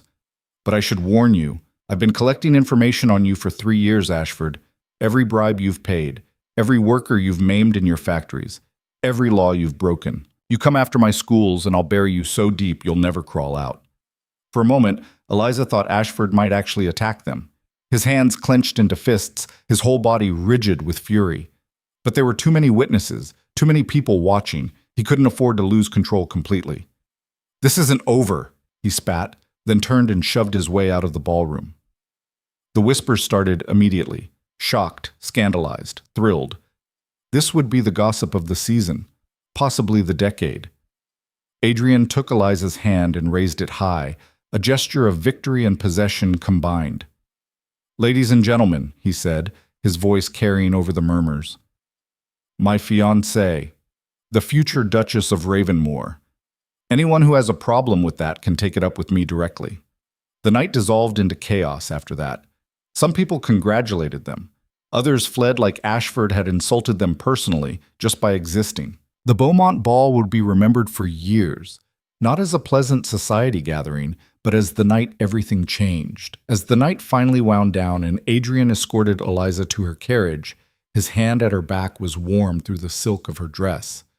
"That was," he started, then stopped, shook his head. "You were extraordinary. I was terrified." "You were both. That's what made it extraordinary." He helped her into the carriage, but before she could sit, he caught her hand. "Eliza, what you said in there, about purpose and power, did you mean it?" "Every word." "Good." His thumb brushed across her knuckles. "Because Ashford wasn't bluffing. He's going to come after us, after the schools. This is only the beginning." Eliza thought about the list of enemies, about all the men who wanted Adrian's work destroyed, about the battles that stretched ahead like a minefield. "Then let him come," she said. "We'll be ready." Adrian's smile was fierce and approving, and something else she couldn't quite name. "Yes," he said. "We will."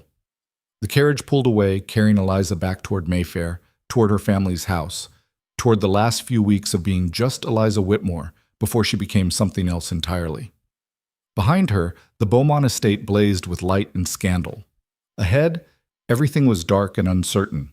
But for the first time in 7 years, Eliza wasn't afraid of the darkness. She was ready to burn it all down. The scandal broke before dawn. Eliza woke to her mother shaking her shoulder, eyes wild, still in her nightgown.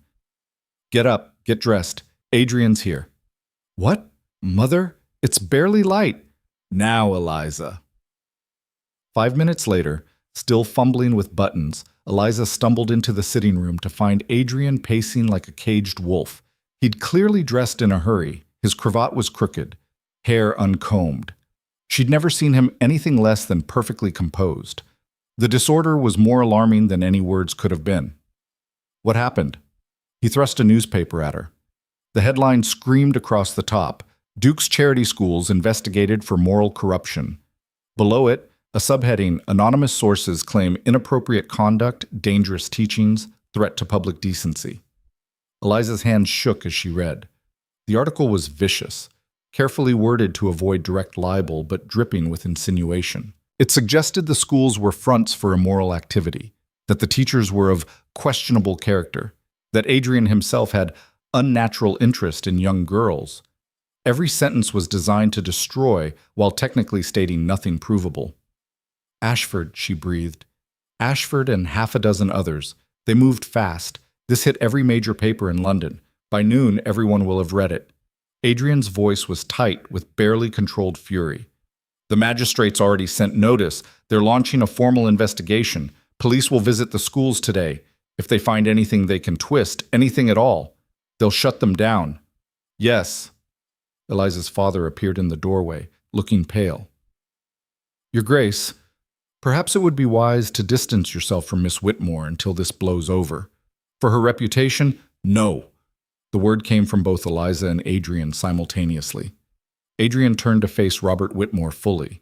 "With respect, sir, I'm not abandoning my fiancée because some bastards are trying to destroy my work. If anything, we're moving up the wedding. I want Eliza protected by my name before this gets worse." "How much worse can it get?" Catherine had materialized, clutching her robe. They're calling you a predator, Your Grace. If Eliza marries you now, she'll be tainted by association. She's already associated with me. The engagement was public. Backing out now makes her look complicit or cowardly, neither of which is acceptable." Adrian's jaw was tight. "We marry within the week. My solicitor will handle the legal requirements. After that, anyone who attacks the schools attacks the Duchess of Ravenmore. It raises the stakes considerably." "A week?" Eliza's mother looked faint. "We can't possibly." "We can, and we will." Adrian finally looked at Eliza. "Unless you want to reconsider, I'll understand if—" "Stop." She moved closer. into his space, ignoring her parents' sharp intakes of breath. I'm not reconsidering, but we need a plan beyond just getting married and hoping that solves things. Ashford isn't going to back down because I have a title. No, but he might back down if we prove him wrong publicly. Adrian pulled another paper from his coat, this one covered in his own handwriting. I've made a list. Everyone who's ever benefited from the schools.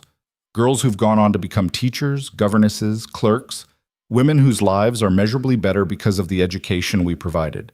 We get them to speak publicly, testimonials, proof that the schools work and that the accusations are lies. Will they do it? Eliza scanned the list, dozens of names. Some of these women have respectable positions now. Speaking publicly means risking those positions. I know, but it's the only way I can think to fight this that doesn't involve violence.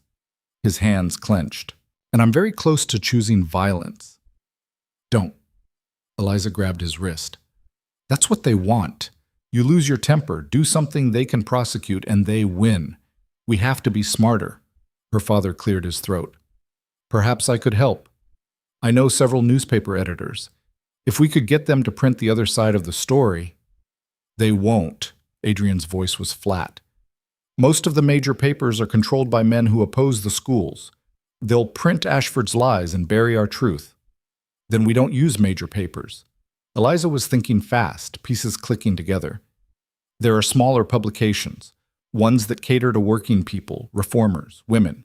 They don't have the circulation of the Times, but they reach people who actually care about this issue. We flood them with testimonials, proof, evidence. We turn this into a class fight, wealthy men trying to destroy education for poor girls. Make it about power, not morality. Adrian stared at her. That's actually brilliant. It's risky. We'll be admitting the fight is political, not personal.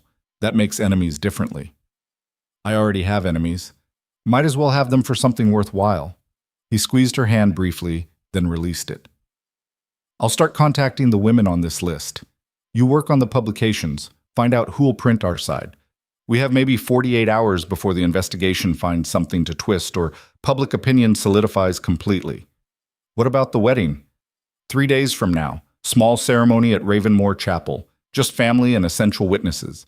We'll do a larger reception later when this blows over. He headed for the door, then paused. Eliza, I'm sorry. This isn't the engagement you deserved.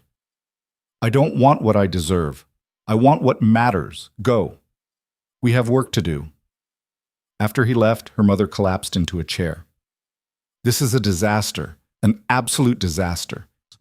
No, Eliza said, feeling something fierce and bright burning in her chest.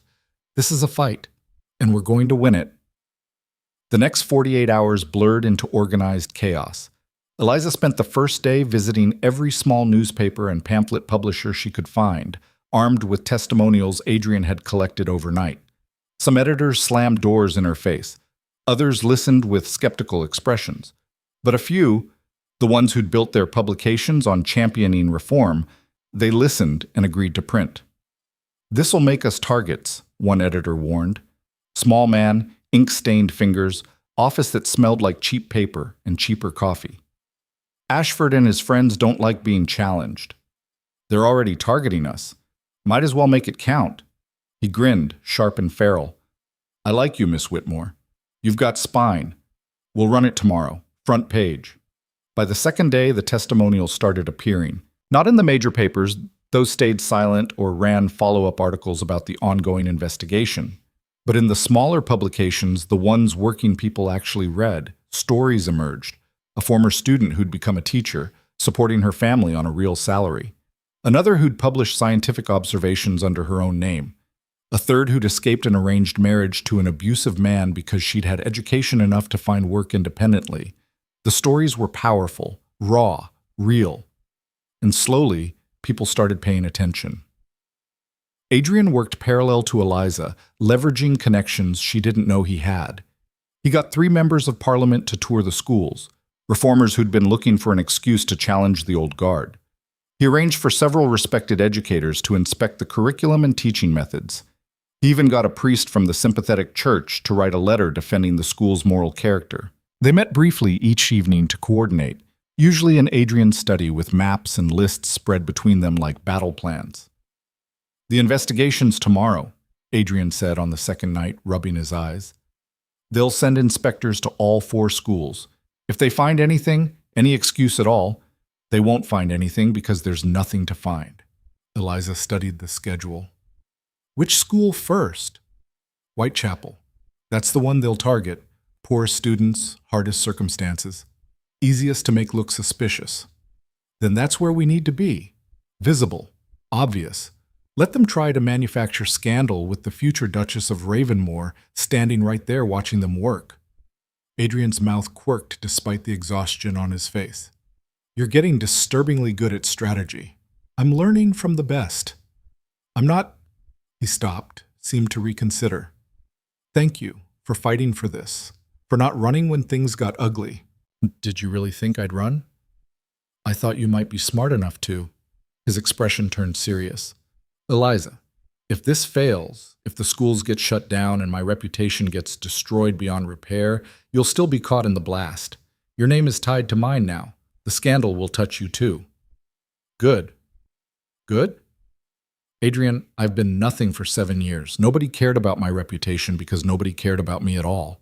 If my reputation gets destroyed because I fought for something that mattered, that's better than dying invisible. She moved closer into the lamplight that made his study feel like they were the only 2 people in the world. Besides, you're not going to fail. We're not going to fail. We're smarter than they are, and we're fighting for something real. That counts for more than they realize. He looked at her like he was seeing something he hadn't expected, something that surprised him despite all his careful observation. How are you not terrified? I am terrified. I'm just also angry enough that it doesn't matter. The inspection happened on a gray, cold morning that threatened rain. Eliza and Adrian arrived at the Whitechapel School before the inspectors, finding Miss Chen already preparing. The girls are nervous, Miss Chen reported. I've told them to answer honestly, but not to volunteer anything. Some of the older ones are worried about being questioned about their backgrounds. Which is exactly what the inspectors will do, Adrian said grimly. They'll try to paint the students as criminals or prostitutes, make it look like we're corrupting them rather than educating them. Then we don't let them question the students alone, Eliza said. I'll sit in on every interview. They can't very well exclude the fiancé of the Duke of Ravenmore without looking like they have something to hide. The inspectors arrived 20 minutes later, 3 men in official-looking coats carrying notebooks and wearing expressions of predetermined disapproval. The lead inspector, a thin man named Worthington, barely acknowledged Eliza before starting his examination. He moved through the school with aggressive suspicion, opening cupboards as if expecting to find contraband, questioning teachers about their qualifications with thinly veiled contempt. When he finally sat down to interview students, Eliza pulled up a chair and sat beside him. Miss Whitmore, this is official business. I'm aware. Please proceed. I'm simply observing. Worthington's jaw tightened, but he couldn't refuse without making a scene. He turned to the first student, Rose, who looked defiant and scared in equal measure. Name? Rose Thornton. Family? Don't have one. Orphan. Where did you live before attending this institution? Streets mostly, sometimes the workhouse. Worthington wrote something in his notebook that Eliza couldn't see. And why did you come here? Because His Grace offered to teach me things. Reading, mathematics, said I was smart enough to learn if someone bothered to teach me proper. Did anyone ever touch you inappropriately at this school? Make you uncomfortable in any way? Rose's eyes flashed. No, never. The teachers here are the first adults who ever treated me like I was worth something instead of just... She stopped, seemed to remember she was being official. No, nothing like that happened, ever. You're certain? Because if something did happen, you can tell me now.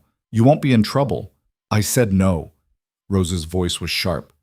The only trouble I ever had here was with hard mathematics, and Miss Chen helped me work through it. That's all. Interview after interview went the same way. The inspectors tried to lead students towards scandalous admissions. The students pushed back, defensive of the school and the teachers, obviously insulted by the implications. Finally, Worthington seemed to realize he wasn't going to get the answers he wanted.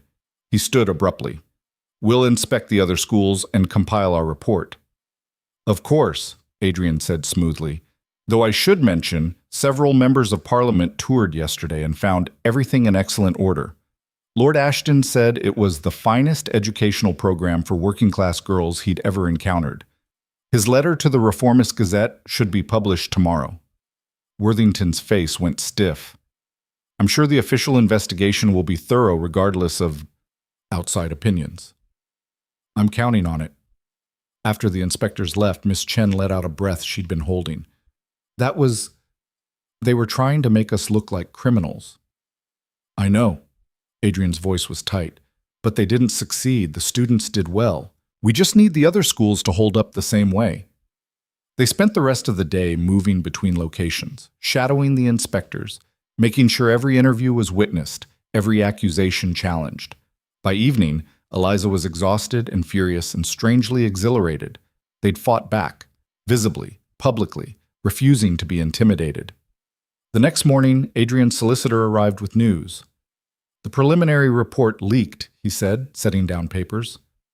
Nothing conclusive. They couldn't find evidence of wrongdoing, but the language is concerning. They're recommending enhanced oversight and moral supervision. It's bureaucracy for shutting you down slowly. Can they do that? Eliza demanded. Technically, yes. With enough pressure from the right people, they can regulate the schools to death, force requirements you can't meet, impose costs you can't sustain. Adrian's hands clenched on the desk. So we won the battle and we're still losing the war. Not necessarily. The solicitor pulled out another document. This is interesting. You've received letters of support from 47 current and former students. Most are women now working respectable positions. Several have written to their employers explaining the situation. A few employers have written their own letters defending the schools. That's good, but it won't change government policy. No, but this might. He set down a final letter, sealed with an official crest Eliza didn't recognize. This arrived this morning from the Queen's secretary. Silence. Complete, stunned silence. Adrian broke the seal with shaking hands, read the letter twice, and then handed it to Eliza without a word. The letter was formal, brief, and devastating in its implications. Her Majesty had heard about the schools. Her Majesty was interested in educational reform for working-class girls. Her Majesty would like to tour one of the facilities next week. Pending that tour, Her Majesty suggested the investigation might be premature, and that hasty conclusions about innovative education programs would be most unfortunate. Eliza couldn't finish the sentence. Her hands were shaking. Impossible, Adrian said. I never contacted the royal household. I don't have those connections. Someone did. The solicitor looked pleased with himself. One of the former students is now a clerk in the royal household. Low-level position, but she had access to deliver letters. She wrote directly to the Queen's lady-in-waiting explaining the situation. Apparently Her Majesty has opinions about women's education. The Queen. Eliza sat down before her legs gave out. The Queen is supporting us. Not officially, this is very carefully worded, but yes, Her Majesty is making it clear that shutting down the schools would displease her, and Ashford and his friends can't fight the crown. They can barely fight a duke. Fighting the Queen is suicide. Adrian started laughing, actual laughter, surprised and disbelieving. We won. We actually won. Tentatively, the solicitor cautioned, the tour still has to go well, and there will be opposition. But yes, for now, you've won. Eliza felt something break loose in her chest, something tight and painful that had been there so long she'd forgotten it existed. Relief, hope, the wild, impossible feeling of actually mattering. We need to prepare for the tour, she said, already thinking ahead. Make sure everything is perfect, students ready, teachers briefed. Eliza. Adrian caught her hand. Stop. Just stop for a minute and let yourself feel this. We won. Against impossible odds, against powerful enemies, we won. She looked at him, this strange, dangerous man who'd seen her when no one else had, who'd offered her power instead of protection, who'd somehow become the most important person in her world in the space of a few weeks. We make a good team, she said quietly.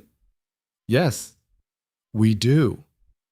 His thumb traced circles on her palm. that same unconscious gesture he'd done in the carriage weeks ago. Tomorrow we get married. Day after that, we face the Queen. Think you can handle it? I've handled everything else. What's one more impossibility? The wedding happened in a blur of organized chaos. Ravenmore Chapel was small, ancient, with stone walls that held centuries of other people's vows. Eliza wore a simple dress, ivory silk without excessive decoration, elegant but not ostentatious. Her mother cried. Charlotte smiled like she was watching someone escape prison. Her father looked proud and terrified in equal measure. Adrian stood at the altar looking severe and black, and when Eliza walked down the aisle, his expression shifted into something that almost resembled nervousness. The ceremony was brief. Traditional words that felt strange on her tongue, promising obedience to a man who'd spent weeks teaching her to fight, pledging faithfulness to someone she barely knew but somehow trusted more than anyone. When the officiant said, "You may kiss your bride," Adrian leaned in and whispered, "Are you sure about this?" "Ask me that after we survive the Queen's tour." He kissed her anyway, brief, formal. The seal on a contract that had nothing to do with romance and everything to do with partnership. And then she was a duchess, just like that. Eliza Whitmore was gone, replaced by the Duchess of Ravenmore, a title that felt like armor and weapon combined. The small reception afterward was subdued. Most of society had stayed away, either scandalized by the rushed wedding or afraid of association. But the people who came mattered: reformers, educators, a few brave members of parliament who'd publicly defended the schools, and the teachers, all of them, standing together like a declaration of war. Miss Chen pulled Eliza aside while Adrian was speaking with his solicitor. "Your Grace," she said, testing the title, "thank you for fighting for us, for not running when it got hard. I should be thanking you. You and the others, you built something extraordinary. I'm just helping protect it." "You're doing more than that. You're making people see us as worth protecting. That matters more than you know." Miss Chen hesitated, then continued. "Some of the students wanted me to give you something." She handed Eliza a folded paper. Inside, written in careful script with obvious effort, was a letter signed by all 43 girls from the Whitechapel School. It was short, earnest, filled with spelling errors and grammar mistakes that made it somehow more powerful. "Your Grace, thank you for believing we matter. Thank you for fighting when everyone said we weren't worth it. We promise to make you proud. We promise to be worth the trouble." Eliza's vision blurred. She folded the letter carefully, pressing it against her chest. "Tell them," her voice cracked, "tell them they're already worth it. All of them, and they always were." That night, in Adrian's London house, her house now, she supposed, though it didn't feel real yet, they sat in his study going over plans for the Queen's tour, but eventually, exhaustion caught up with both of them. "You should sleep," Adrian said, closing the ledger he'd been reviewing. "Tomorrow's going to be brutal." "So is every day after that." Eliza didn't move from her chair. "Adrian, what happens if the Queen's tour goes badly? If she finds something wrong? If Ashford sabotages it? Then we fight harder. Find another way. We don't stop, Eliza. We can't stop now." "I know. She struggled for words. "I'm not used to winning. Even small victories. I keep waiting for it to fall apart. That's because you've spent 7 years losing fights that were rigged against you from the start. This is different. We're playing a different game now, with different rules." He stood, moved to stand beside her chair. "You're a duchess. You have power, money, position. The fights won't get easier, but you're not fighting alone anymore." She looked up at him. "Are you ever scared?" "Constantly. Terror is what keeps you sharp." He offered his hand. "Come on. You need rest. The Queen tours in 3 days, and you need to be formidable." "I don't know how to be formidable." "Yes, you do. You faced down Lord Ashford in front of all London society. You fought inspectors trying to destroy everything we built. You've been formidable for weeks, Eliza. You just haven't realized it yet." She took his hand and let him pull her to her feet. For a moment they stood close enough that she could see the exhaustion in his face, the lines of stress around his eyes. He'd risked everything for the schools. His reputation, his fortune, his future. And he'd chosen her to stand beside him in that fight. "Thank you," she said quietly. for seeing me, for all of this. Don't thank me yet. Wait until we actually survive what's coming. We will. We have to. Too many people are counting on us now. His hand tightened on hers briefly, then released. Get some sleep, Duchess. Tomorrow we change the world. She went to her new rooms, palatial, expensive, nothing like the small bedroom she'd had at her parents' house. But as she lay in the massive bed staring at unfamiliar ceiling, she didn't feel lost. She felt ready. The Queen's tour, Ashford's continued attacks, society's judgment. It was all still coming. The war was far from over. But for the first time in her life, Eliza wasn't just surviving. She was fighting back. And slowly, impossibly, she was winning. The morning of the Queen's tour, Eliza woke to find Adrian already gone from the house. A note on his pillow, written in that precise handwriting she was learning to recognize. Meeting with the palace secretary. Final arrangements. Don't panic. We've got this. Don't panic. Easy for him to say. She dressed with shaking hands, choosing a deep burgundy gown that Charlotte had helped her select. Elegant, but not ostentatious. Duchess appropriate without being intimidating. The irony wasn't lost on her. 7 years ago, she'd struggled to find dresses that made her look acceptable. Now she was dressing to impress royalty. The world had tilted so far sideways she could barely recognize it anymore. Miss Chen met her at the Whitechapel School, looking more nervous than Eliza had ever seen her. Everything's ready, Miss Chen said, but her hands wouldn't stop moving, adjusting papers on desks, straightening already straight chairs. The students know to be respectful but honest. The curriculum is displayed. I've prepared a demonstration of the advanced mathematics class. Miss Chen. Eliza caught her hand, stilling them. Breathe. The Queen asked for this tour because she's interested, not because she's looking for reasons to shut us down. We just need to show her the truth. And if the truth isn't impressive enough, then she's not the person we thought she was. But I don't believe that. Eliza squeezed Miss Chen's fingers once, then released them. Trust the work. Trust the students. They'll speak for themselves better than any of us could. Adrian arrived 30 minutes before the scheduled tour, looking unusually tense. He pulled Eliza aside while Miss Chen did final preparations. There's a complication, he said quietly. Ashford petitioned to be included in the tour. As a concerned citizen with questions about public welfare, the palace couldn't refuse without looking like they were playing favorites. Eliza's stomach dropped. He's going to try to sabotage this. Yes, but he's also going to have to do it in front of the Queen, which limits his options considerably. Adrian's jaw was tight. Stay close to me. If he makes accusations, let me handle them. You focus on showing Her Majesty what we've built. I can handle Ashford. I know you can. But you're also the Duchess of Ravenmore now, and there are rules about how you can engage with men like him in public. Let me be the bad one. You be the evidence that this all works. Before Eliza could argue, trumpets sounded outside. The Queen's procession had arrived. Her Majesty was smaller than Eliza expected. A slight woman in her early 50s, dressed with understated elegance that somehow made everyone else's finery look excessive.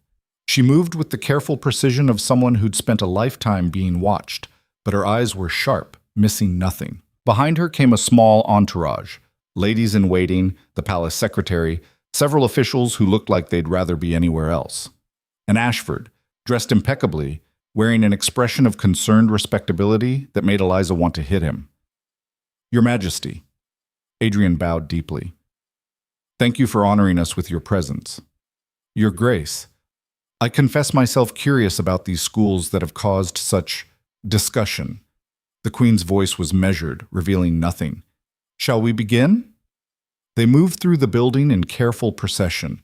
The Queen stopped frequently, examining textbooks, asking questions about curriculum, watching students work through mathematics problems that would have stumped most adults. At each stop, Ashford hovered, interjecting comments designed to undermine. Your Majesty, I must express concern about the difficulty of these materials. Surely such advanced study is inappropriate for girls of this background. Why? The Queen's question was mild but sharp. Are you suggesting these students are incapable of learning, Lord Ashford? Not incapable, Your Majesty, but perhaps it's unwise to fill their heads with ideas above their station. Their station? The Queen repeated the words like she was tasting something unpleasant. And what station would that be, precisely? Ashford fumbled, realizing too late he'd walked into a trap. I simply mean that practical skills might serve them better than abstract theories. I see. Duke Ravenmore, what employment have graduates of this school found? Adrian stepped forward smoothly. Teaching positions primarily. Several have become governesses in respectable households. 3 are working as clerks, 2 in government offices, 1 in my own estate management. One recently published a paper on agricultural chemistry under her own name that was well received by the Royal Society. Under her own name, the Queen repeated. How novel. And these positions, they pay living wages? Yes, Your Majesty. Enough to support themselves and often their families. Several have used their earnings to educate younger siblings. The Queen moved to where a group of older students sat working through geometry proofs. She stopped beside Rose, who looked terrified but kept working. Child, what's your name? Rose stood quickly, nearly knocking over her slate. Rose Thornton, Your Majesty. And what are you studying? Euclidean geometry, ma'am, Your Majesty. Rose's face flushed. Triangles and such. Show me. For the next 5 minutes, Rose walked the Queen through a complex proof, her voice getting steadier as she lost herself in the mathematics. When she finished, the Queen studied the slate thoughtfully. Impressive. Where did you live before attending this school, Rose? Streets, Your Majesty, or the workhouse when winter got bad. And now? Now I live in the dormitory upstairs, and I'm learning things, real things. Things that mean I won't have to go back to the streets ever again. The Queen's expression remained neutral, but something flickered in her eyes. What do you plan to do with this education? Teach, maybe? Or work as a clerk? Miss Chen says I'm good enough with numbers to keep accounts for a business. Rose hesitated, then added with sudden fierceness, I want to matter, Your Majesty. I want my life to count for something. This school, it's the only chance I've ever had for that. Silence. The Queen looked at Rose for a long moment, then at the other students watching with barely concealed anxiety, then at Adrian and Eliza. Lord Ashford, the Queen said, you expressed concerns about appropriateness. Having seen the curriculum and met the students, do you still believe this education is harmful? Ashford's face had gone carefully blank. Your Majesty, I simply wonder about the cost. Such programs require significant funding that might be better allocated elsewhere. That wasn't my question. Is the education itself harmful? The education may be sound, but the precedent is dangerous. Teaching working-class girls to aspire beyond their circumstances creates unrealistic expectations. Unrealistic. The Queen's voice had gone cold. Rose, how old are you? 14, Your Majesty. And without this school, where would you likely be in 5 years? Rose didn't hesitate. Dead, probably, or selling myself to survive. That's what happens to most girls like me. But with this education. With this education, I'll be teaching other girls, helping them learn, making enough money to live decent, maybe even write things that matter, like Miss Whitmore does. The Queen turned to Ashford. That sounds remarkably realistic to me, Lord Ashford. Far more realistic than the alternative. Ashford's composure cracked fractionally. Your Majesty, with respect, we cannot simply overturn centuries of social order because a few exceptional individuals. Why not? The question was soft but devastating. What purpose does social order serve if it wastes human potential? If it condemns intelligent children to early death because they had the misfortune of being born poor and female? Your Majesty, I'm not finished. The Queen's voice didn't rise, but Ashford went silent immediately. I have read the accusations against these schools. Claims of moral corruption, inappropriate conduct, dangerous teachings. I have now seen the schools myself. I have met the students and examined the curriculum. Do you know what I found dangerous, Lord Ashford? Your Majesty? The only dangerous thing I've found is the idea that we should allow brilliant minds to rot in workhouses and streets because educating them might inconvenience men who profit from ignorance. The silence that followed was absolute. Every person in the room had stopped breathing. The Queen turned to Adrian. Your Grace, You will have Crown support for expanding these schools. I want a proposal on my desk within the month for establishing similar programs in Manchester, Liverpool, and Edinburgh. The funding will come from the royal household initially, with the expectation that Parliament will take over once the programs prove successful. Adrian looked like he'd been hit. Your Majesty, we're honored. Don't thank me yet. This support comes with expectations. Annual reports. Regular inspections by officials I appoint, not Lord Ashford's friends. Complete transparency in funding and operations. Can you meet those requirements? Yes, Your Majesty, absolutely. Good. The Queen moved toward the door, then paused. Duchess Ravenmore, walk with me a moment. Eliza's heart jumped into her throat. She followed the Queen out into the narrow hallway, acutely aware of the ladies-in-waiting trailing at a discreet distance. Your Grace, the Queen said quietly, I understand you wrote the treatise on women's education that appeared in the Quarterly Review last spring, the one published under a male name. Eliza's mouth went dry. Yes, Your Majesty. It was excellent. Clearly argued, well-researched, properly scathing about our current educational failures. Why hide behind a pseudonym? Because no one would have published it under my real name. A woman's opinion on education is considered worthless. Yes, I'm familiar with the attitude. The Queen's expression was hard to read. I've spent 30 years having my own opinions dismissed as the vapid thoughts of a sheltered royal. It's tiresome, isn't it? Being intelligent but having to pretend otherwise? Yes, Your Majesty. I'm told you spent 7 seasons being overlooked by society, that you were considered difficult and unmarriageable. That's accurate. And now you're a duchess fighting to establish educational programs that threaten half the powerful men in England. The Queen's mouth curved slightly. How do you find the change? Terrifying, exhilarating, worth it. Good answer. The Queen turned to face her fully. I'm supporting these schools for several reasons, Your Grace, partly because the education is sound and the need is real, but also because I'm tired of watching intelligent women get crushed by a system designed to keep them decorative and silent. You and your husband are fighting that system. That makes you valuable to me. Thank you, Your Majesty. Don't thank me. I'm about to make your life considerably harder. The Queen's eyes were sharp. Supporting you publicly means every enemy you have becomes my concern.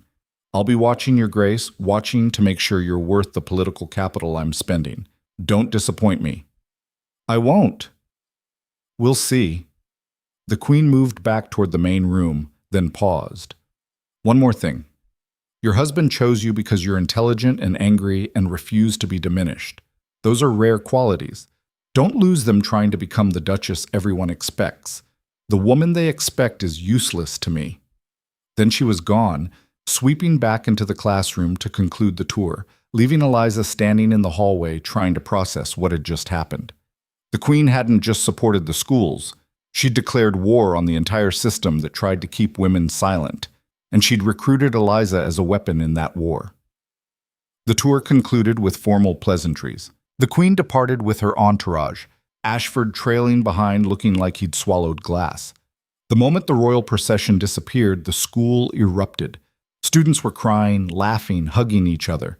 Miss Chen looked dazed. The other teachers clustered together, talking rapidly, voices overlapping in excitement and disbelief. Adrian found Eliza in the chaos and pulled her into a corner. We did it, he said, and his voice was shaking. We actually did it. The Queen, Eliza, she's funding expansion, 3 new schools, maybe more later. This is, I know. Her own voice wasn't steady. Adrian, she told me. She said we're fighting the system now, that she's watching to make sure we're worth supporting. This isn't just about the schools anymore. No, it's bigger than that now.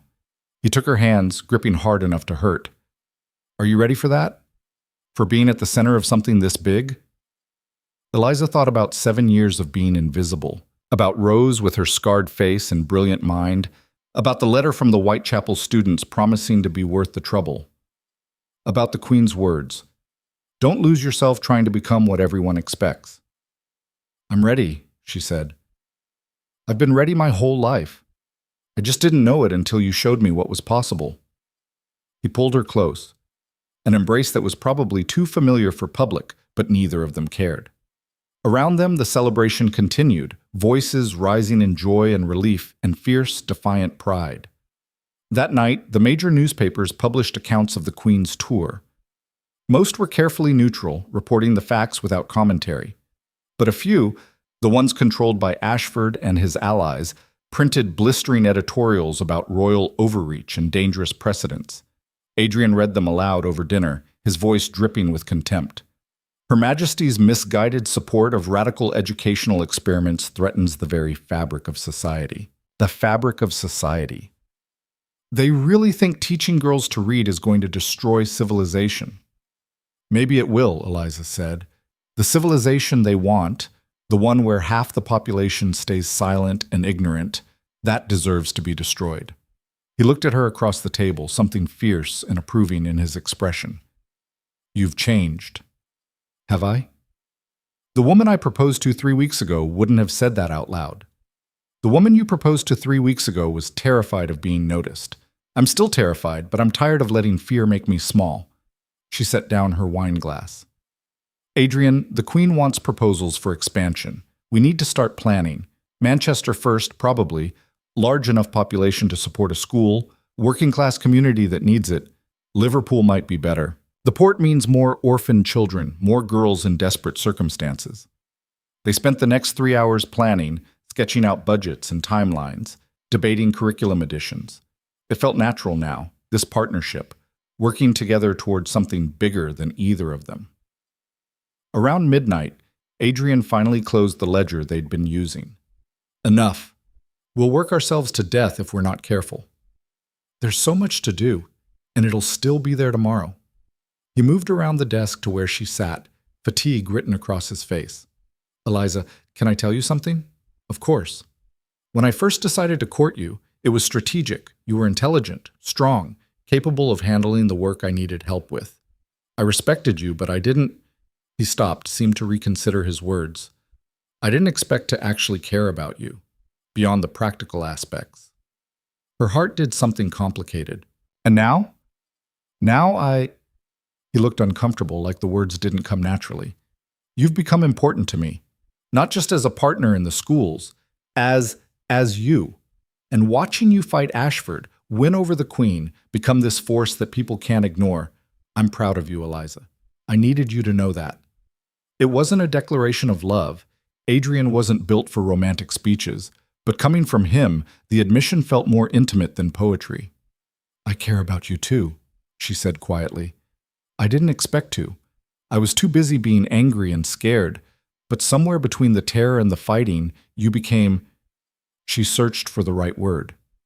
You became home. The first home I've ever felt like I actually belonged in. He leaned down and kissed her, and this time it wasn't formal or ceremonial. It was real, messy and imperfect, and full of everything they hadn't said out loud. When they finally broke apart, both breathing hard, he rested his forehead against hers. We make a good team, he said. The best. The months that followed were brutal and exhilarating in equal measure. They opened the Manchester school in February, Liverpool in April. By summer, there were 7 schools total, educating nearly 300 girls. The Queen visited twice more, bringing members of Parliament who left looking thoughtful and occasionally converted. Ashford continued his attacks, but they grew increasingly desperate and ineffective. Public opinion was shifting. The smaller newspapers had built drumbeat support for the schools. Former students were writing their own testimonials, published in respectable journals under their real names. The evidence was undeniable. Educated women contributed to society, supported families, made communities stronger. The old guard fought back, but they were losing ground. In June, Parliament passed the Education Opportunities Act, establishing government funding for schools serving working-class girls.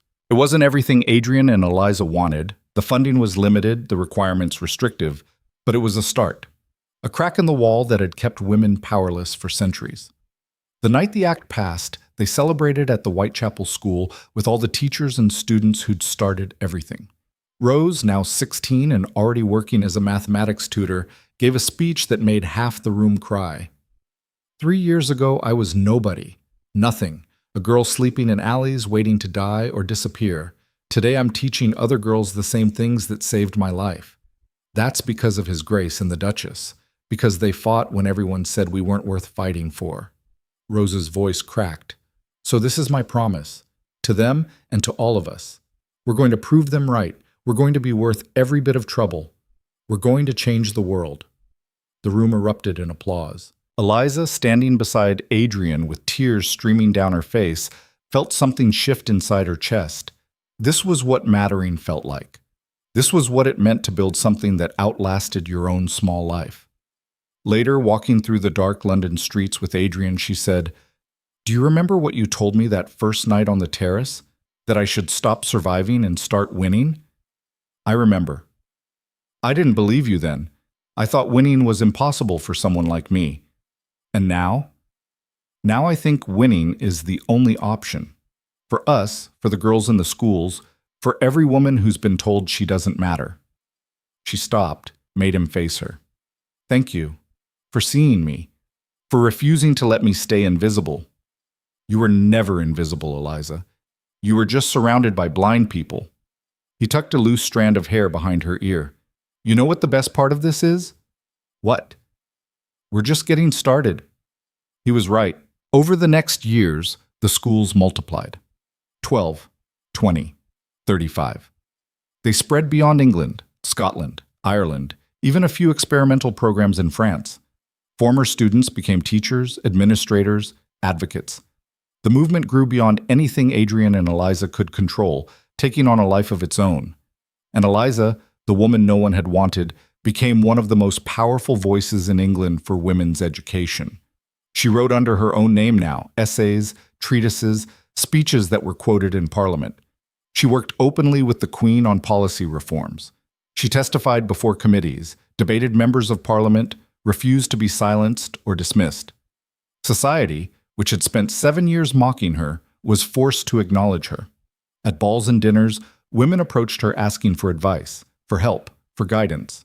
Men who'd once dismissed her now listened when she spoke, wary of her influence and connections. She'd become exactly what Ashford had feared: dangerous, powerful, impossible to ignore.